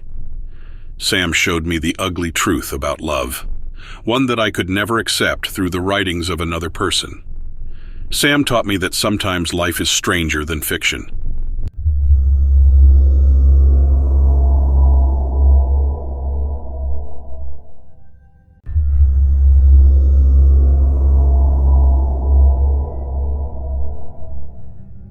So this story isn't exactly the same as what you usually hear, but it's completely otherworldly nonetheless. I work as a nurse in Sioux City, Iowa, right near the border of Nebraska. I have seen a lot in my profession, and that is a huge understatement. Any other nurse out there listening, I'm sure, can attest to it being an interesting life we lead. I love it, but I also can't believe this is what I'm doing with my life. It is a constant love-hate sort of thing. The stories I can tell are world-class, but the job can be very physically, emotionally, and spiritually draining. Nonetheless, this is the life path I have chosen, and for whatever reason, God has put me on this path for a definite purpose. I have always been open-minded and believed in God, but I never really put much thought into the afterlife. However, that all changed when I met an elderly patient who was gradually losing his mental faculties. I always felt sad for him, as I knew that his days were numbered. He barely had the ability to speak, couldn't do anything by himself, and was basically just existing most of the time. I've told my spouse countless times, if I ever get to this point in my life, it's time for me to go. His name was Mr. Johnson, and he was in his late 80s and had been suffering from dementia for several years. He was always a quiet and reserved person, barely speaking a word to anyone. I would visit him every day to check his vitals, administer medication, assist him with his daily needs, all of that kind of stuff. One day, Mr. Johnson's eyes were wide, and he was full of energy when I walked in. It caught me off guard, as I hadn't seen him like this in the years I'd taken care of him. He immediately grabbed my shoulder, pulled me towards him, and started talking about how he visited heaven. He described the most beautiful scenery and how peaceful it was. He went into great detail, describing the vibrant colors and the way the air felt. I was in shock, not knowing how to respond to this strange occurrence. I thought it had to have been a side effect of his medication, or just his dementia playing tricks on his mind. He was adamant that he visited heaven. He talked about the choir of angels singing, the euphoric energy that coursed through his veins, the smell of herbs. I had never seen anyone so excited about anything. He said more to me in those 15 minutes than he had said to me in weeks, and his energy was contagious. I zipped through my rounds with ease that day and brought joy to everyone I interacted with. It was incredible. The next day I walked in eagerly, anticipating what he was going to tell me next, but Mr. Johnson had returned to his regular state, as if he didn't even know I was there. It was disappointing to say the least. A couple of days later, Mr. Johnson was staring daggers at me the second I walked into his room. He started telling me about his visit to hell. The way he described the heat and the torment was so vivid that it really freaked me out. He talked about how the demons laughed deviously as they tortured the screaming souls of the damned. His voice was thunderous, and he was pleading with me that he didn't want to go there when he died. My hands were trembling, and I was seriously nervous hearing his words. I called some nurses in to help me calm him down, and I got out of there as quickly as possible. I've seen some awful things in my lifetime in this profession, but I'll never forget the look in his eyes and the desperation in his voice. I walked in the next day, but not before taking several deep breaths to prepare myself for the worst. Today, Mr. Johnson was lifeless, as was his usual. I asked him if he remembered anything from yesterday. He didn't say a word, and just kept staring forward like he always did. I tried to tell myself that yesterday was just a freak occurrence, but I actually found myself believing for some reason that he actually did go to heaven and hell. It was too drastic to be anything else. He continued to be his usual lifeless self for about a week after that. It was hard for me not to be on edge around him after that, but I just tried to be professional and tell myself that it was just a freak thing. Then one day, I walked into Mr. Johnson's room, and before I could even say a word, he screamed at me to sit down. I was taken off guard, and I did as he asked. He looked me right in the eyes and now started talking about visiting purgatory. He spoke of a misty place full of fire and suffering souls. He spoke of their fervent prayers, but how they were seemingly in vain as only the living could aid them. I was taken aback by his words, but I listened intently as he continued to describe the flames burning these souls, and yet he remained untouched by the flame. As he spoke, I could see the intensity in his eyes, and I knew that this was no mere dream or hallucination. He spoke of asking these souls what their greatest suffering was, and they responded in unison that their greatest torment was their longing for God. I could see the pain and empathy on Mr. Johnson's face as he recounted this experience to me. And then he started sobbing. I just sat there in silence, thinking about the gravity of what he had just shared with me. It was clear that Mr. Johnson had experienced something profound, and his words were having a deep impact on me. And then, Mr. Johnson died that night in his sleep. In the days that followed, I couldn't stop thinking about his stories. He had awakened something within me, a desire to learn more about the afterlife and the mysteries of the universe. I felt humbled and privileged to have been able to hear his story. As I reflected on Mr. Johnson's experiences, I realized that they had been a gift from God. I was no longer skeptical of the existence of an afterlife, and I felt a newfound sense of purpose in my work as a nurse. He taught me to approach end-of-life care with a greater sense of compassion and understanding. I will forever be grateful for the time I spent with him and the lessons he taught me.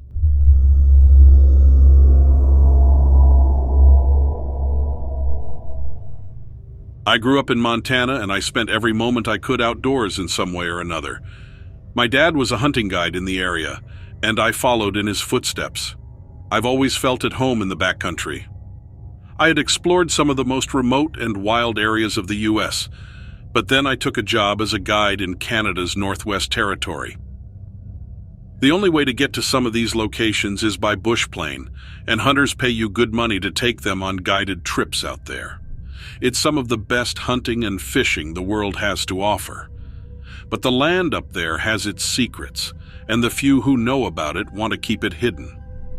For that reason, I can't give the exact location of my story, but it's a place you'll probably never be able to go anyway. The valley is closed to hunting these days, and hikers can rarely afford to get there unless they pay a pilot. And there aren't many local pilots who will fly there anymore. Pilots can be a superstitious bunch, so they can get away with saying the place is cursed and no one bats an eye. That's the story you'll hear if you ask around. The land is cursed. Best to stay away, but that's not the real story.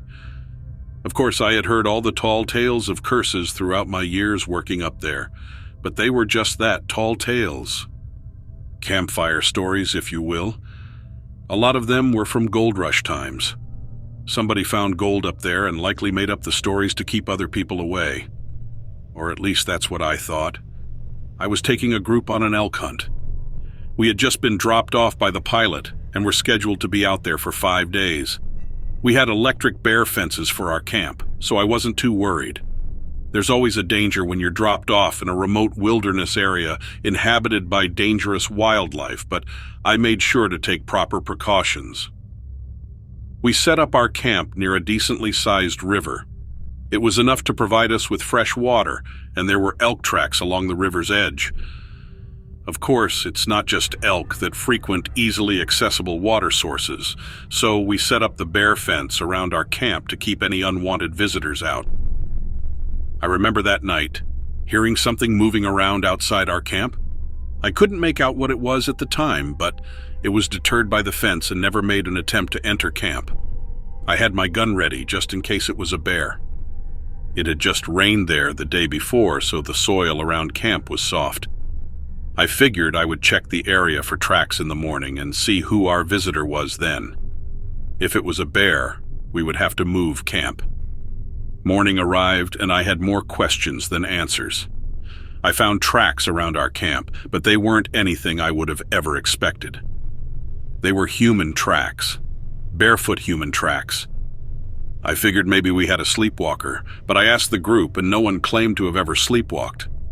Plus, no one among us had dirty feet and these footprints were in the mud. That and they were on the outside of the fence. I don't imagine anyone sleepwalking would have the wherewithal to open the gate without getting shocked. And there's no way anyone could sleep through that. I found more footprints by the river. There was definitely someone out there with us, but who? And why were they barefoot? I won't lie and say I didn't consider for a moment that Bigfoot might actually be real, but these tracks were the size of normal human feet. Was someone just out here living alone off the grid? That was my best bet, but it didn't make me sleep any better at night. I know a few members of the hunting party wanted to leave right then and there, but the pilot wasn't scheduled to come and get us until 4 days later, and we had no way of contacting him. Whatever wild barefoot person invaded our camp the first night decided to leave us alone after that. We continued on with the hunt without incident. It wasn't until one of the hunters shot an elk that I figured out what was actually going on out there in the valley and why the locals urged people to stay away from it. The elk was gut shot, and we had to track the thing through some pretty rough country. I could tell the hunters were getting tired, but I didn't want to leave a wounded animal without doing everything in my power to recover it. We chose a rendezvous site at the river, and I went on alone. I tracked the elk through the forest and into a clearing on the other side. I saw the elk laying dead on the ground, but it wasn't alone. There were 3 people standing over it. I'm not quite sure how to describe them. They were definitely human. They weren't like Bigfoot or anything. They were people. They all 3 turned to look at me when I came over the hill. One of them had a stone knife in his hand, but they didn't try to attack me. They looked like they were about to start quartering the dead elk. They were shorter than average. Their skin was tan and weathered. I hesitate to call them cavemen, but that's what they looked like. They had primitive clothing made from what looked like leather. Maybe they were some uncontacted, isolated tribe. I don't rightly know. What I do know is that the 3 of them were skinny, and they looked like they needed that elk more than we did. I backed away from them before turning around and heading back through the forest. I decided not to tell anyone about my experience for years. I told the hunters I lost the elk, and that was that. I realized then that the locals know about these people. They know they live out there in the wilderness, and they try to leave them in peace the best they can. All those stories about that place were meant to scare people away, but it wasn't for the reasons I had previously thought. Like many of the others who used to guide out there, I stopped running guided hunts well before the area was closed. Every once in a while, hikers still go out into the valley, but they are few and far between. And the people who live out there seem to avoid them at all costs.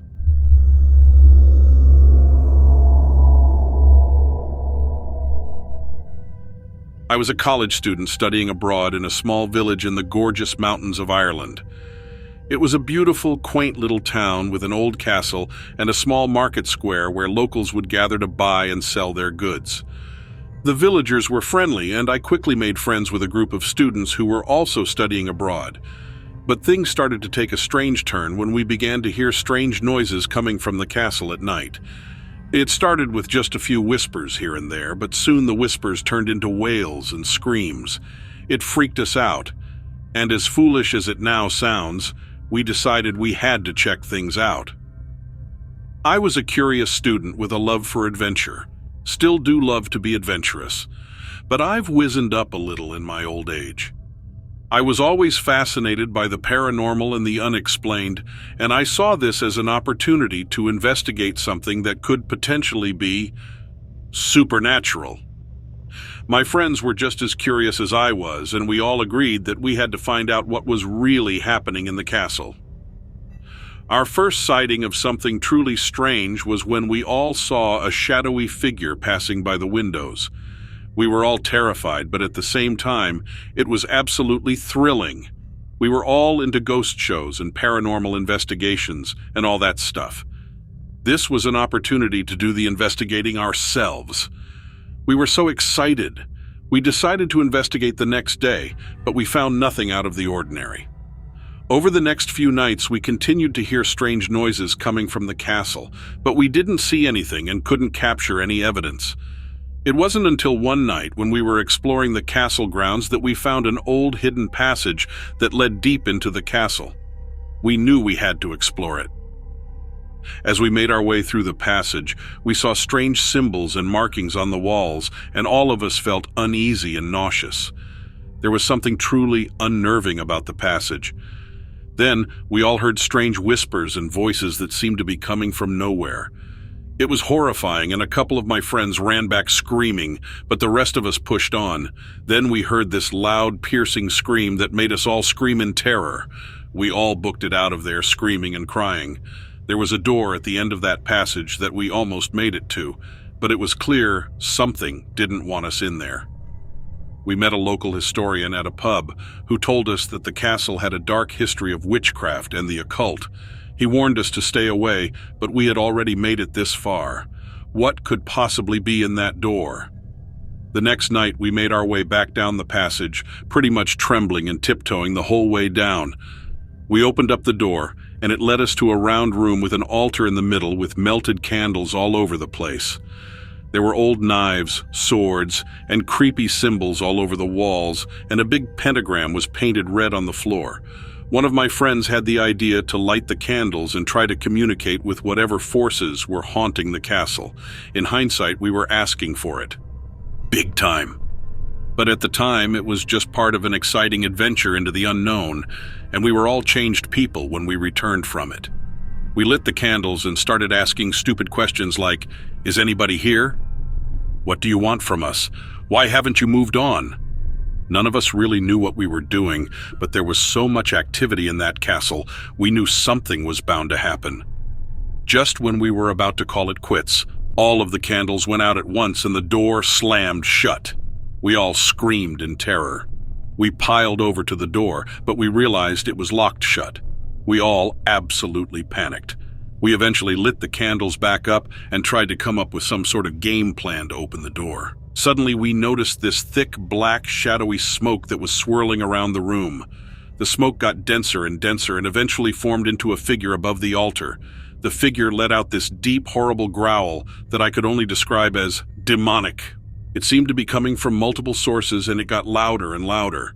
Finally, one of my friends kicked the door down, and we all clambered out of there and never went back.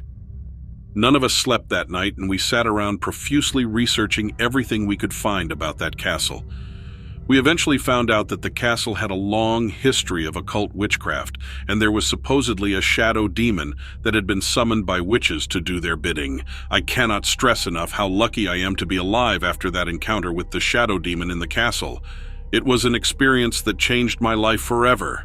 Looking back, we were so foolish to even attempt to investigate the paranormal without any proper knowledge or experience. We were lucky that we didn't get hurt or our souls possessed by the forces we were dealing with. It was a miracle that we made it out alive and intact.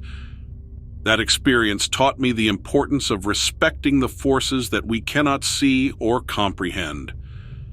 I still have a fascination with the occult, witchcraft, and the supernatural in general, but now I approach it with respect, knowledge, preparation, and caution. I've realized that there is so much out there that we cannot fully understand or control. That's why it's so important to spend our energy on what we can control. The experience also taught me that there are dark forces out there that are constantly trying to affect us in negative ways. It's up to us to use our God-given powers for good and to defeat those forces. We have the power to create positive change and to protect ourselves and those around us from the negative forces that exist in the world. It's a responsibility that we all have, and it's important to take it seriously.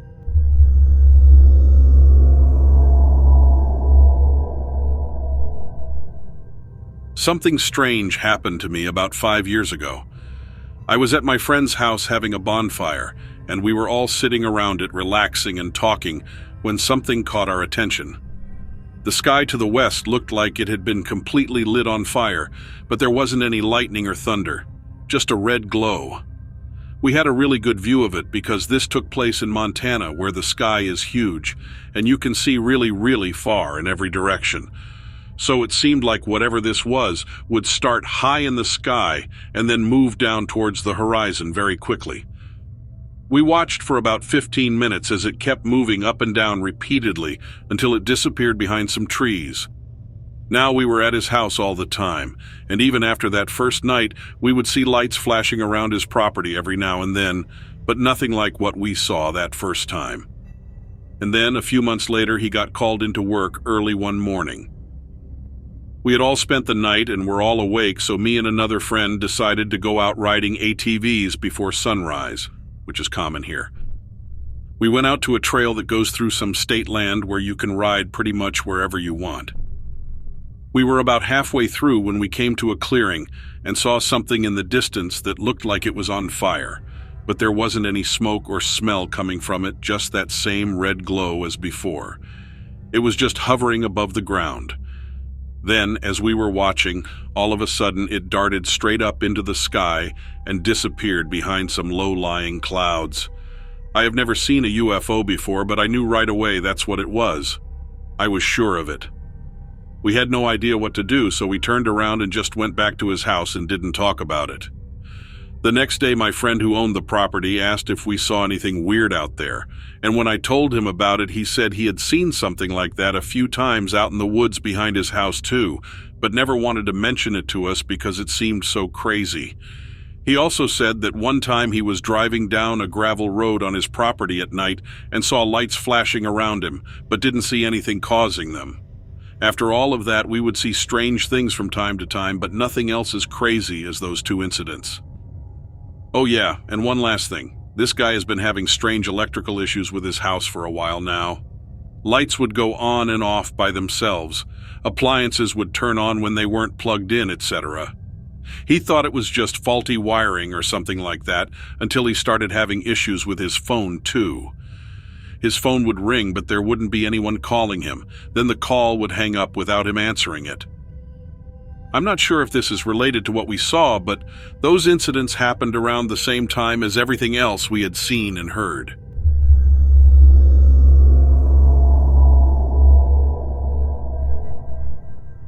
I can pinpoint the exact day when everything changed, and it all started with what I believe to be a dogman encounter. I was driving home from work on a Friday night, and I was driving my wife's small Toyota Corolla. Anyway, at this time of day, there wasn't a lot of traffic along the roads, but as I rounded a curve, I could see this enormous dog standing off in the distance, right in the middle of the road. But it didn't look like any average dog.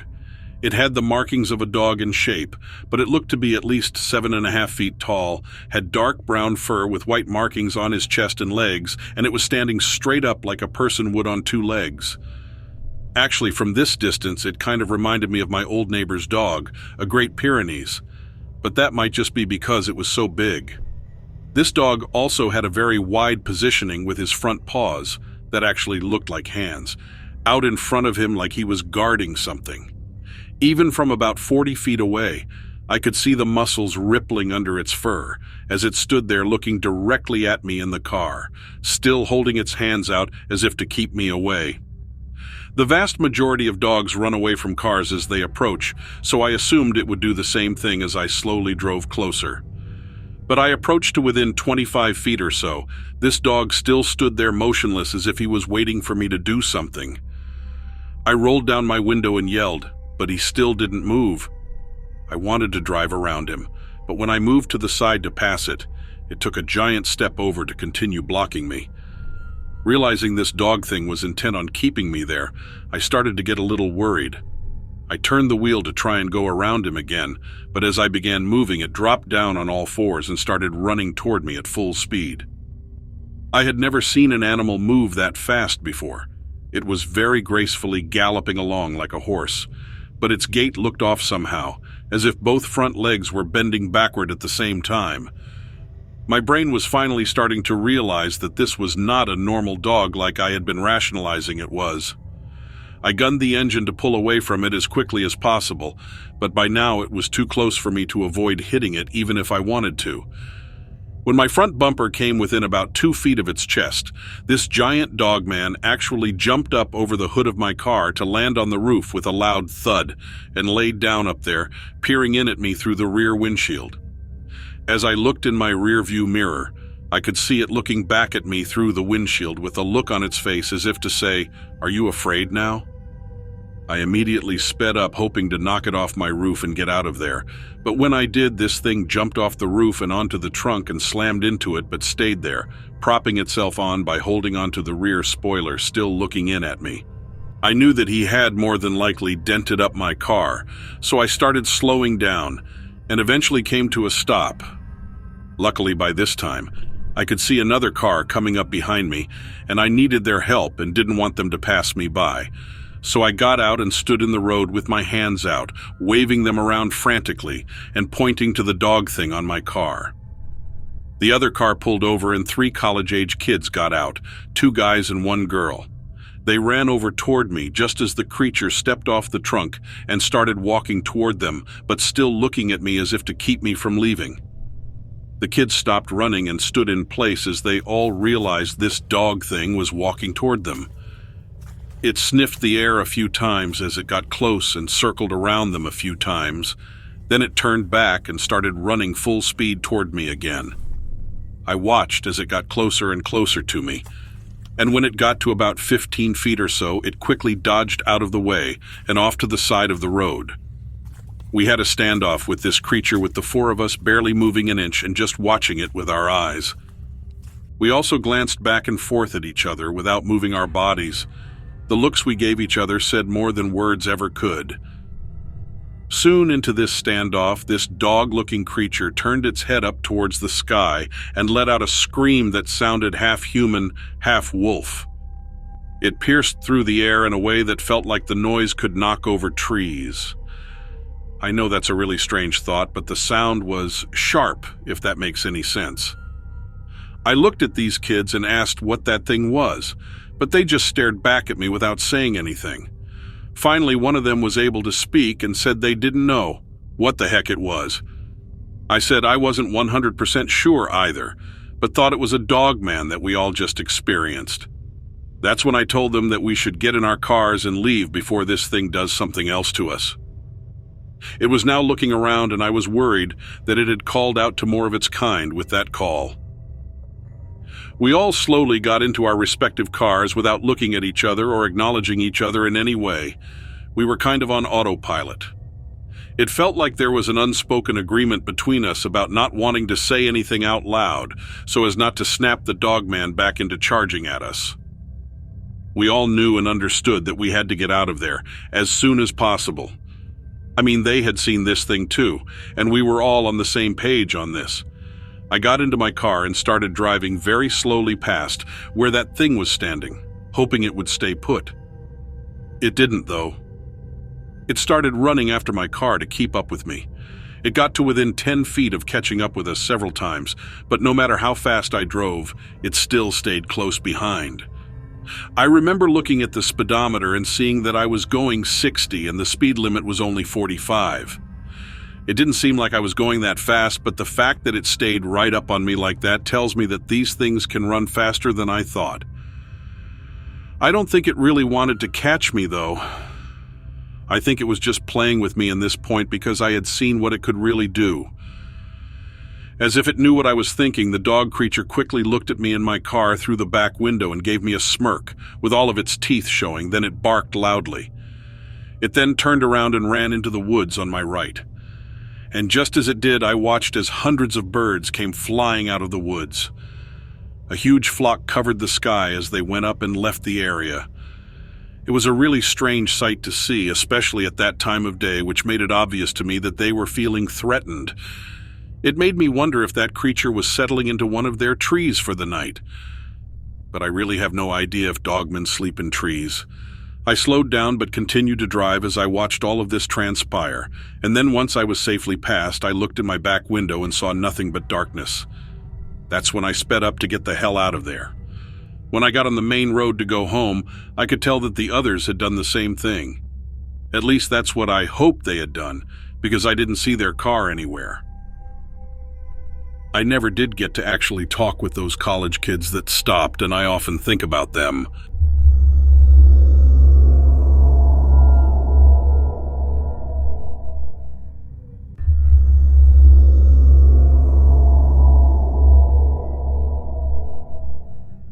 I wanted to do something cool after college. You know, blow off steam, make memories, pick up some interesting stories. I figured I'd get too old at some point and then I could settle into a desk job knowing I'd done something with my youth. I decided to take a job as a staff member at a local park. I've always enjoyed nature, and park rangers always seem to have interesting stories, so it seemed like a perfect fit. So, for some quick background information, the park's boundary was marked on one side by the end of the forest, which then faded into a small beach. Basically, the trees ended, you'd start seeing sand under your boots, and you'd be right on top of this lake. The lake was private property, so we couldn't actually go to it, but there was always work to do around the park's perimeter in general, so we would be in the area fairly frequently. Well, not all of us, actually. At the time, it just so happened that I had never really been assigned to any work over in that area. Neither had my buddy Ben, but boy, had we heard some stories. In fact, it seemed that everyone who worked over there had some sort of spooky tale. Creepy noises coming from the lakefront, supplies and tools going missing, cold spots, that sort of thing. I'll admit, some of them actually got me a little nervous. But me and Ben never actually believed any of it. We were both still in our first year on the job, so we figured it was just, some weird workplace culture thing. I think I had been working there for about 7 months when Ben got his lake story. He got assigned to a group that was doing some menial task around the park borders. I forget what it was exactly. But what's important is that he had to work close to the lake. Of course, we goofed on it a bunch when we found out about his assignment. We joked about how he better be careful not to accidentally eat a ghost or marry a zombie or something. As he was getting in the truck with the others, he shouted back to me, "If I don't come back, you better ask the lake monster nicely to please spit me out, because I haven't beaten Skyrim yet." I remember he was laughing as he shut the door. I didn't see Ben again until the next morning, and he definitely wasn't laughing anymore. He looked awful. His face was paper white with dark circles under the eyes. I noticed his hands trembled when he poured his coffee.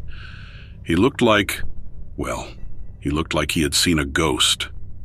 There was clearly something very wrong, but it took some doing to get him to spit it out.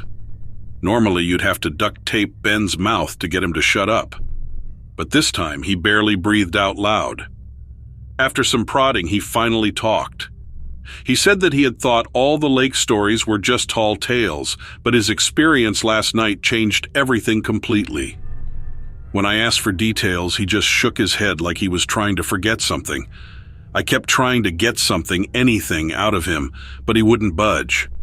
All he'd do was tell me over and over again, every time I asked, "Stay away from the lake, whatever you do, stay far away." Ben's fear seemed so raw, so real, and something about his expression really haunted me. He just looked so petrified, so shattered. I'll never forget that vacant stare. Especially not now, after what happened not long after. But I'm getting ahead of myself. At the time, I ignored my gut. The Ben I knew was an irredeemable jokester who'd tricked me many times before. All my pride could think about was how stupid I'd feel when he revealed he'd been messing with me the whole time. With time, Ben slowly went back to normal again. He was once again cracking jokes and tackling his work with his usual infectious cheer. I had pretty much forgotten about his little prank at this point. But there was still something off, even if I didn't really notice it at the time. His smile had lost some of its shine. His eyes still held fear, darting from corner to corner when he thought no one was looking. I think it had been about 7 months after Ben's incident, when we both got litter duty. A particularly messy group had stayed at one of the campsites at the far end of the park, and we had to clean up after them. The site happened to be about a quarter mile from the lake. Of course, I teased Ben about it once we got our assignment. He was very quiet and tense. I just thought it was because he was upset about being the butt of the joke. The cleanup job took a little longer than expected, maybe because Ben would startle every time he heard a noise and I would stop to laugh every time he startled. Either way, the sun was setting by the time we finished. The second we were done, Ben practically threw himself into our cart. I was about to get in myself when I heard a weird noise like someone shouting in the distance. Ben asked what I was stopping for. I shrugged and got in the cart, but then I heard it again. It was coming from the direction of the lake. I told Ben as much, and his eyes got bigger than dinner plates. He told me to just get in the cart and drive far away right now. I thought about it since the lake was outside park boundaries and therefore none of my business. It was technically trespassing if I actually went down there. But I figured it was most likely a group of bored teenagers getting up to no good. I thought the owners would probably be happy that someone chased away the delinquents. I know my heart was in the right place, but I was an idiot. I walked through the trees just to find an empty beach. Not a soul in sight, just a thick fog hanging over the dark water. I tried listening for the voices again, but there was nothing. In fact, it was weirdly quiet, more quiet than it should have been. There were no sounds at all, not even nocturnal animals or water splashing. I looked over my shoulder to scan the tree line. Nothing. Then I turned back around and my vision was filled with gaping eye sockets, bloody flesh, and rotting teeth. For a split second I was frozen. It was standing so close to me we were practically touching. Then I screamed, but no sound came out. Everything was still silent. The world around me blurred as my legs kicked into gear. I scrambled for the trees. There was only one thought in my head: run! I made it to the road, but Ben and the cart were nowhere to be seen. I didn't care. Every sense in my body was replaced with sheer terror. I just kept running and running. The next thing I remember was sitting at home, huddled in the corner of my bedroom, shaking like a leaf. I quit the next day. I knew being a park ranger wasn't an easy job, but I expected all of the tough stuff to at least have a logical explanation. Nothing about this experience was logical. It's been years. I've moved thousands of miles away. I still can't go to any waterfront in the evening without being transported back to that night and seeing that horrible, rotting face.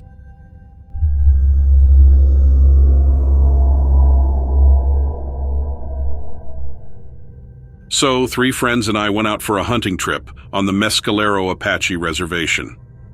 It's about a 100-mile drive northeast of Las Cruces, New Mexico. It's not really something I can recommend unless you have a buddy on your trip who is a native. I mean, I did, but even then I felt shaky driving onto the reservation. They do these kind of package trips for tourists, but we said to hell with that and just headed in on our own. Anyway, the area is pretty rich with deer and elk in general, but my buddy claimed to know a place way deep in the reservation that was a sweet spot for him. We're talking dirt trails with branches scraping the sides of the truck. By the state of things, I'd say it was a safe bet we were going to be on our own out there. The trail ended in a jumble of boulders, and from there it was about a half-mile hike. From the second we got out of the pickup, I was uneasy. Let me just say that John was the only native guy in our group of 4, so maybe I was already on edge. The whole time we were on the climb, I kept looking over my shoulder. Mike chuckled at me a few times, and I had to wonder if I was the only one uneasy about things. John was up front, shoving ahead like everything was aces, so I did what I could to shake it off. We finally hit the ridge he was leading us to, and things cleared up around a pretty good-sized lake. I asked where the best place for us was to hunker down and wait, and he said we should fan out to different positions to get our best shots. Again, I'm not crazy about it, but who was I to argue? In the end, I headed off along the west side, so that the lake was down the valley on my left, and my back was to the mountain. I couldn't put my finger on it, but I just didn't feel right. That same nagging feeling I'd had since getting out on foot only kicked up more once I was on my own. I can't say I was worried about bears or anything, but I can tell you that elk weren't the first thing on my mind. This is coming from a guy who spent a fair amount of time outdoors in all kinds of weather. Any time of the day or night, something was off. As soon as I set up shop, I got a chill all over. Not your typical November breeze chill either. All the hair on the back of my neck stood up, and a cold sweat broke out under my arms.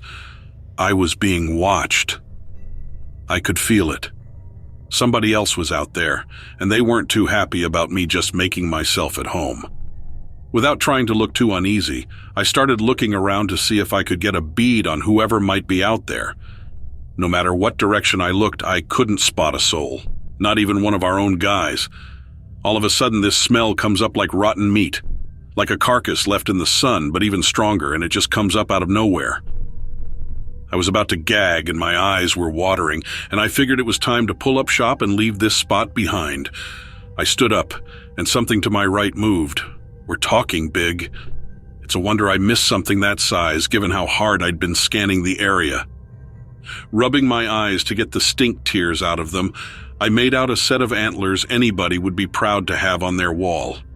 Sitting right there, less than 50 feet to my right, was what looked like an elk the size of a truck. But there was something wrong about it. My eyes were still trying to focus, and the damned thing stood up on its hind legs. It had to be the better part of 8 feet tall. That smell washed over me again, and I stumbled back a step or two, completely bewildered. This thing looked right at me, and it had no eyes, just sockets. Then it reached out its front leg like it was going to steady itself on a tree, and I saw that the leg doesn't have a hoof on the end. It's got a hand. That was enough for me. I go tearing back down to where we split up, yelling like hell. Guys came jogging up from their spots, and I got to John first. I told him exactly what I just saw, and the other 2 guys started laughing. Not John. He went all pale and said, "Wendigo." It's the first time I'd ever heard the word, but I'll never forget it. That's all he said, and we started booking back towards the truck. We were making so much noise tearing back down the mountain, I couldn't hear if anything was after us. 4 grown men at a dead run make a hell of a lot of noise. We were all sweating by the time we made it back to the truck, piled in and fired it up. John had been carefully inching along the trail on our way out there, but he ripped back out of there so hard, it's a wonder he didn't rip out the undercarriage. We didn't slow down until we made it back onto 70, and even then he pushed the limit all the way back into Ruidoso. The few times it's come up again since, some of the guys like to wisecrack, but I always keep an eye on John when this happens. And I can tell you this, he is never laughing, and I'll never set foot in Mescalero again, and I'll do anything to avoid it.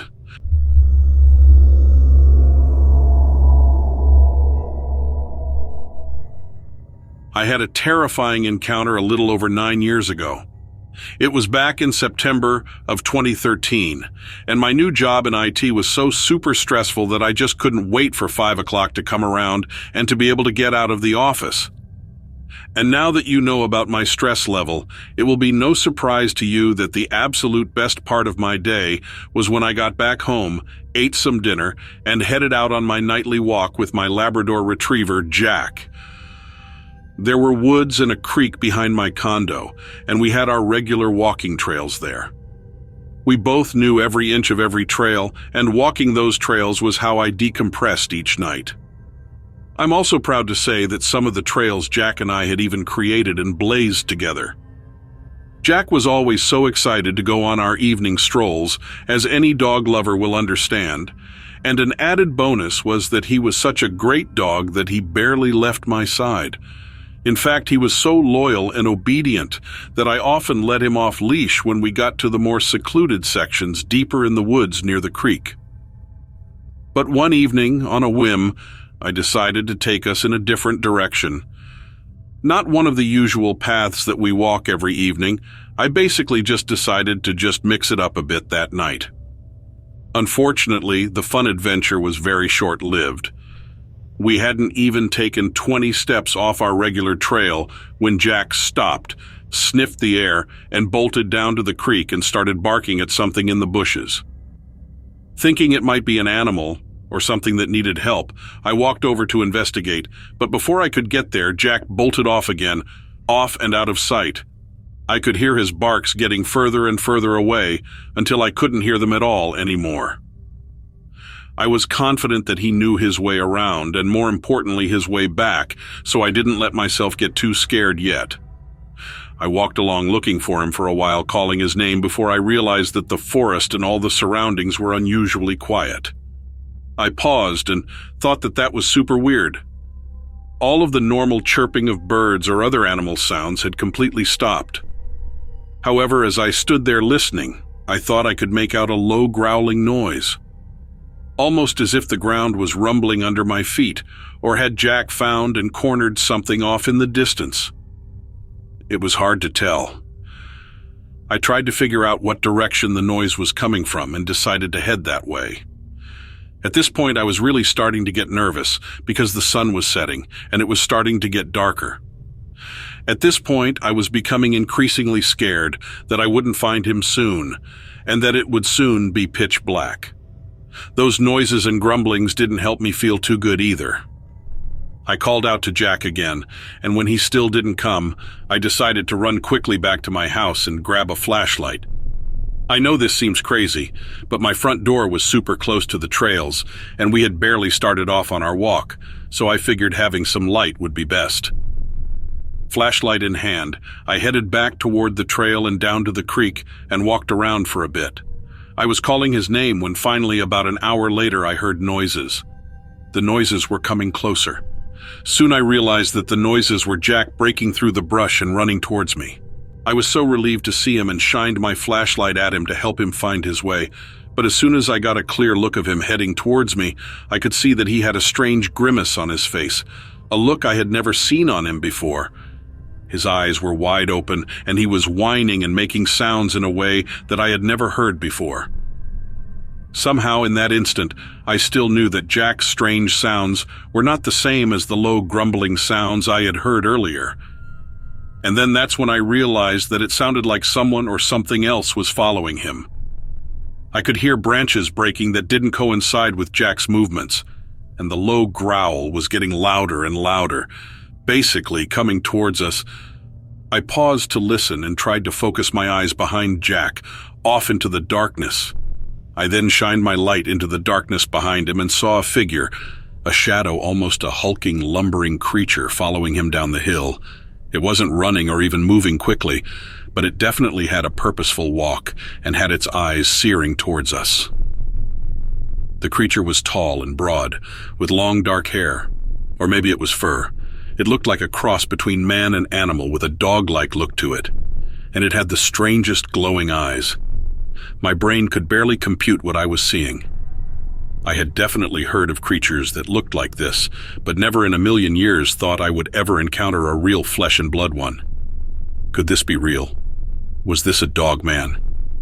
It looked like it had a man's body with powerful muscles and fur on its arms, but it had the face of something else, much more frightening than any large wolf or bear, especially those yellow, glowing eyes.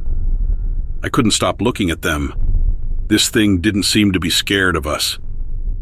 It just stopped when my flashlight hit it and stared back at me. Jack came running to my side as the creature and I just stared at each other for the longest minute of my life. I was just standing there, not moving, but the creature seemed determined to let me know that it was in charge. I'm still not sure if it would have ever rushed me, but eventually it just turned and walked back in the direction it had come from. I yelled, and then we turned and ran, and didn't stop until we got back to the condo. As soon as we arrived back at the complex and were safely under the lights, I swung my flashlight back around and looked towards the forest. I don't know how it did it, but the creature was standing near the entrance to the trails, halfway out in the open and halfway covered by trees. Now, with the additional lighting from the complex and my flashlight, I was able to get a better look at this thing. It had to be taller than 7 feet tall, with a body like an ape but longer arms. It had hair all over its body, and again those yellow eyes. Even in this lighting, I could still see them glowing from the trees and staring at me like it knew what I was thinking. It stared into my flashlight with a look I'll never forget, that look for as long as I live. This thing wasn't just a dog, it was some sort of canine-ape hybrid. Seconds later, we were safely inside the condo, and I called my closest friend to tell him what had just happened. Even as the words were coming out of my mouth, I was doubting myself. It sounded so crazy. I don't think he knew whether to believe me or not either. It was all just so weird and surreal. I mean, yellow eyes that practically glow in the dark. I sure hope I eventually get over all of this, but for now, nightmares are all that I have. I really hope my story helps someone else to know that they aren't crazy if they also saw something like this.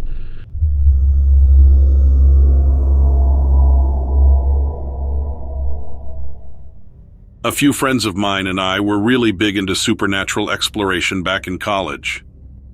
We would explore just about anywhere we could in hopes of catching something on camera or even some kind of evidence ourselves. Around that time, plenty of ghost tracking shows were out, and we wanted to start our own supernatural hunting channel. We dug deep and researched just about every state and made our way to Roswell, New Mexico. In the late 40s, an unidentified object crash landed in a farmer's field, and there was debris left behind. We mapped out the surrounding area, hoping our metal detectors and equipment would pick up something. It may have been a long shot, but we were hungry for content. I was the video camera operator while my friends Ginny and Brett used metal detectors and thermal cameras. We set up shop nearby at a hotel and geared up. We waited for nighttime to fall, just so we wouldn't look like quacks on the hunt in daytime. I had mapped out the perimeter of where the unidentified object crashed, and we worked our way around. The wooded area that night had an undeniable eerie feeling, but that only fueled our curiosity. It was my job to keep the camera rolling at all times to document every second along the way. Only an hour into our walk, Ginny had picked up something from the metal detector. Brett quickly busted out the shovel and dug around. Mind you, the crash was over 60 years ago, so the chances of us finding much of anything were fairly slim. But when the metal detector went off, it gave us all hope. He was digging for a good 15 minutes and still nothing. We scanned the shallow hole once more and it went off again. Whatever was there must have been pretty deep. Ginny hoped in and dug too to speed things up. Not too long after we heard a thud, they struck something. We all lit up and I aimed the camera at them as they carefully dug around the object. The light on my camera illuminated some sort of casing. It seemed to be an open box of some sort, and the only content inside appeared to be shedded skin, almost like a snake. Brett scooped the scaly skin up and tucked it into a Ziploc bag. I figured it could just be shedded snakeskin, but it could have been something else. Ginny marked the hole we dug with a red marker flag, so we'd know we already combed that spot. We pressed onward to an open field. It had to have been the outskirts of where the crash happened. I panned across the field with my camera, looking out a ways, and noticed movement. "Wait, I think I saw something. Maybe we should head that way," I said. We walked in that direction, and suddenly the camera started freezing and malfunctioning. I thought, of course, when I pick up something, it wants to act up. The camera was pretty old, so I figured it must have just been acting up since I had filmed a while already. We were all focused on the camera and heard more movement from the same direction. Our eyes shot up and the moon illuminated a figure in the distance. I scrambled to get the camera going, but it shut off and refused to turn back on. I was cursing under my breath, more frustrated that I was missing out on content due to the camera malfunction. Ginny was the first to notice the figure getting closer. "Who's there?" she blurted out. There was no response, and it continued walking closer. We all began backing away, but still tried to make out who or what was coming. I squinted beyond the dark abyss. I noticed the outline and felt it was about the height of a child. I paused in my tracks, thinking it could have been some kid who went out exploring like us and got lost. "I think it's just a kid, guys," I said, walking towards the figure. I was about 20 feet away, and before I was able to see their face, I dropped to the ground. It let out a loud, unbearable shriek and immobilized me. When I fell to the ground, I saw it affected Brett and Ginny too, and all we could do was cup our ears and roll around. I vaguely remember squinting and seeing the figure kneel by us and pick up the bag of scaly skin. Even though I could see some, my vision seemed to be impaired by the deafening sound. I wasn't able to make out what it looked like at all. The only sense of mine that seemed to be fully functioning was my nose. I remember distinctly smelling a foul odor. That's the last thing I remember. Next thing I know, I sat up gasping for air. I glanced over to see my friends coming to at the same time. It felt like my eardrums had nearly burst and my hearing was slowly coming back. I crawled over to my friends and remembered seeing the being digging through the bag. I looked around for it and it was gone. The only evidence we had come up with was taken. We couldn't even be mad because whatever we encountered was proof enough, at least to us. Neither of us said it, but we all knew we had come across something extraterrestrial. By the time we gathered ourselves and stood up, we were all speechless. I reached down for my camera, which of course seemed to be working fine now. I chuckled to myself a bit as we headed back to the car. We were near the spot we had dug up with a box, but none of us saw a freshly dug hole. The dirt seemed to all be flat and untouched, but there stood the red flag marker we had stuck in the ground. We had so many questions like, what did we encounter? Why was the hole we dug miraculously covered up? One thing was certain, whatever it was didn't want us leaving with any trace of something out of the ordinary. The weirdest part about all of this: the next morning, Ginny and Brett don't recall ever exploring out there with me. They denied being out there at night, but instead claimed we spent the night in. They were so convincing I started to question if it was all a dream. It couldn't have been, I'm sure of it. I was so eager to prove them wrong I went to my camera looking for film, but it was wiped clean. Well, almost the only bit of film I was able to recover was a quick clip, no longer than 10 seconds. In the video, you see me drop to my knees just as the shrieking audio starts and the clip ends. I was only able to identify myself in the video because you briefly see my red chucks I was wearing. Of course, when I went to show them the clip, it vanished. To this day, I know what I saw and what truly happened, but I always wondered why I was the only one who remembered.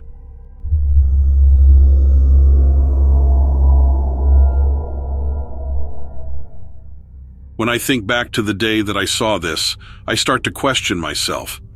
I think it's normal to try and rationalize things because you know other people won't believe you. And I know someone out there is probably thinking, well, if you can't be sure what you saw, how is anyone else supposed to believe what you are saying? I guess you don't really know what to think or believe when you've been in a situation like this. I'll be honest. I'm not a diehard skeptic, but I wasn't ever a true believer in things like Bigfoot or whatever either. So when I saw what I think I did, my first instinct was always to find a logical explanation for it. But it doesn't always explain everything away. I'll try to explain the events as best as I can. I know there will be things to question. But try your best to put yourself in my shoes as I tell it. I remember the day was very windy.